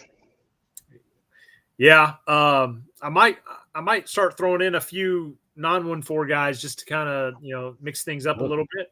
Yeah, But I definitely one of the guys suggested interviewing at least one guy from each like section. So like maybe get a mortarman like Lee's in here and an assaultman.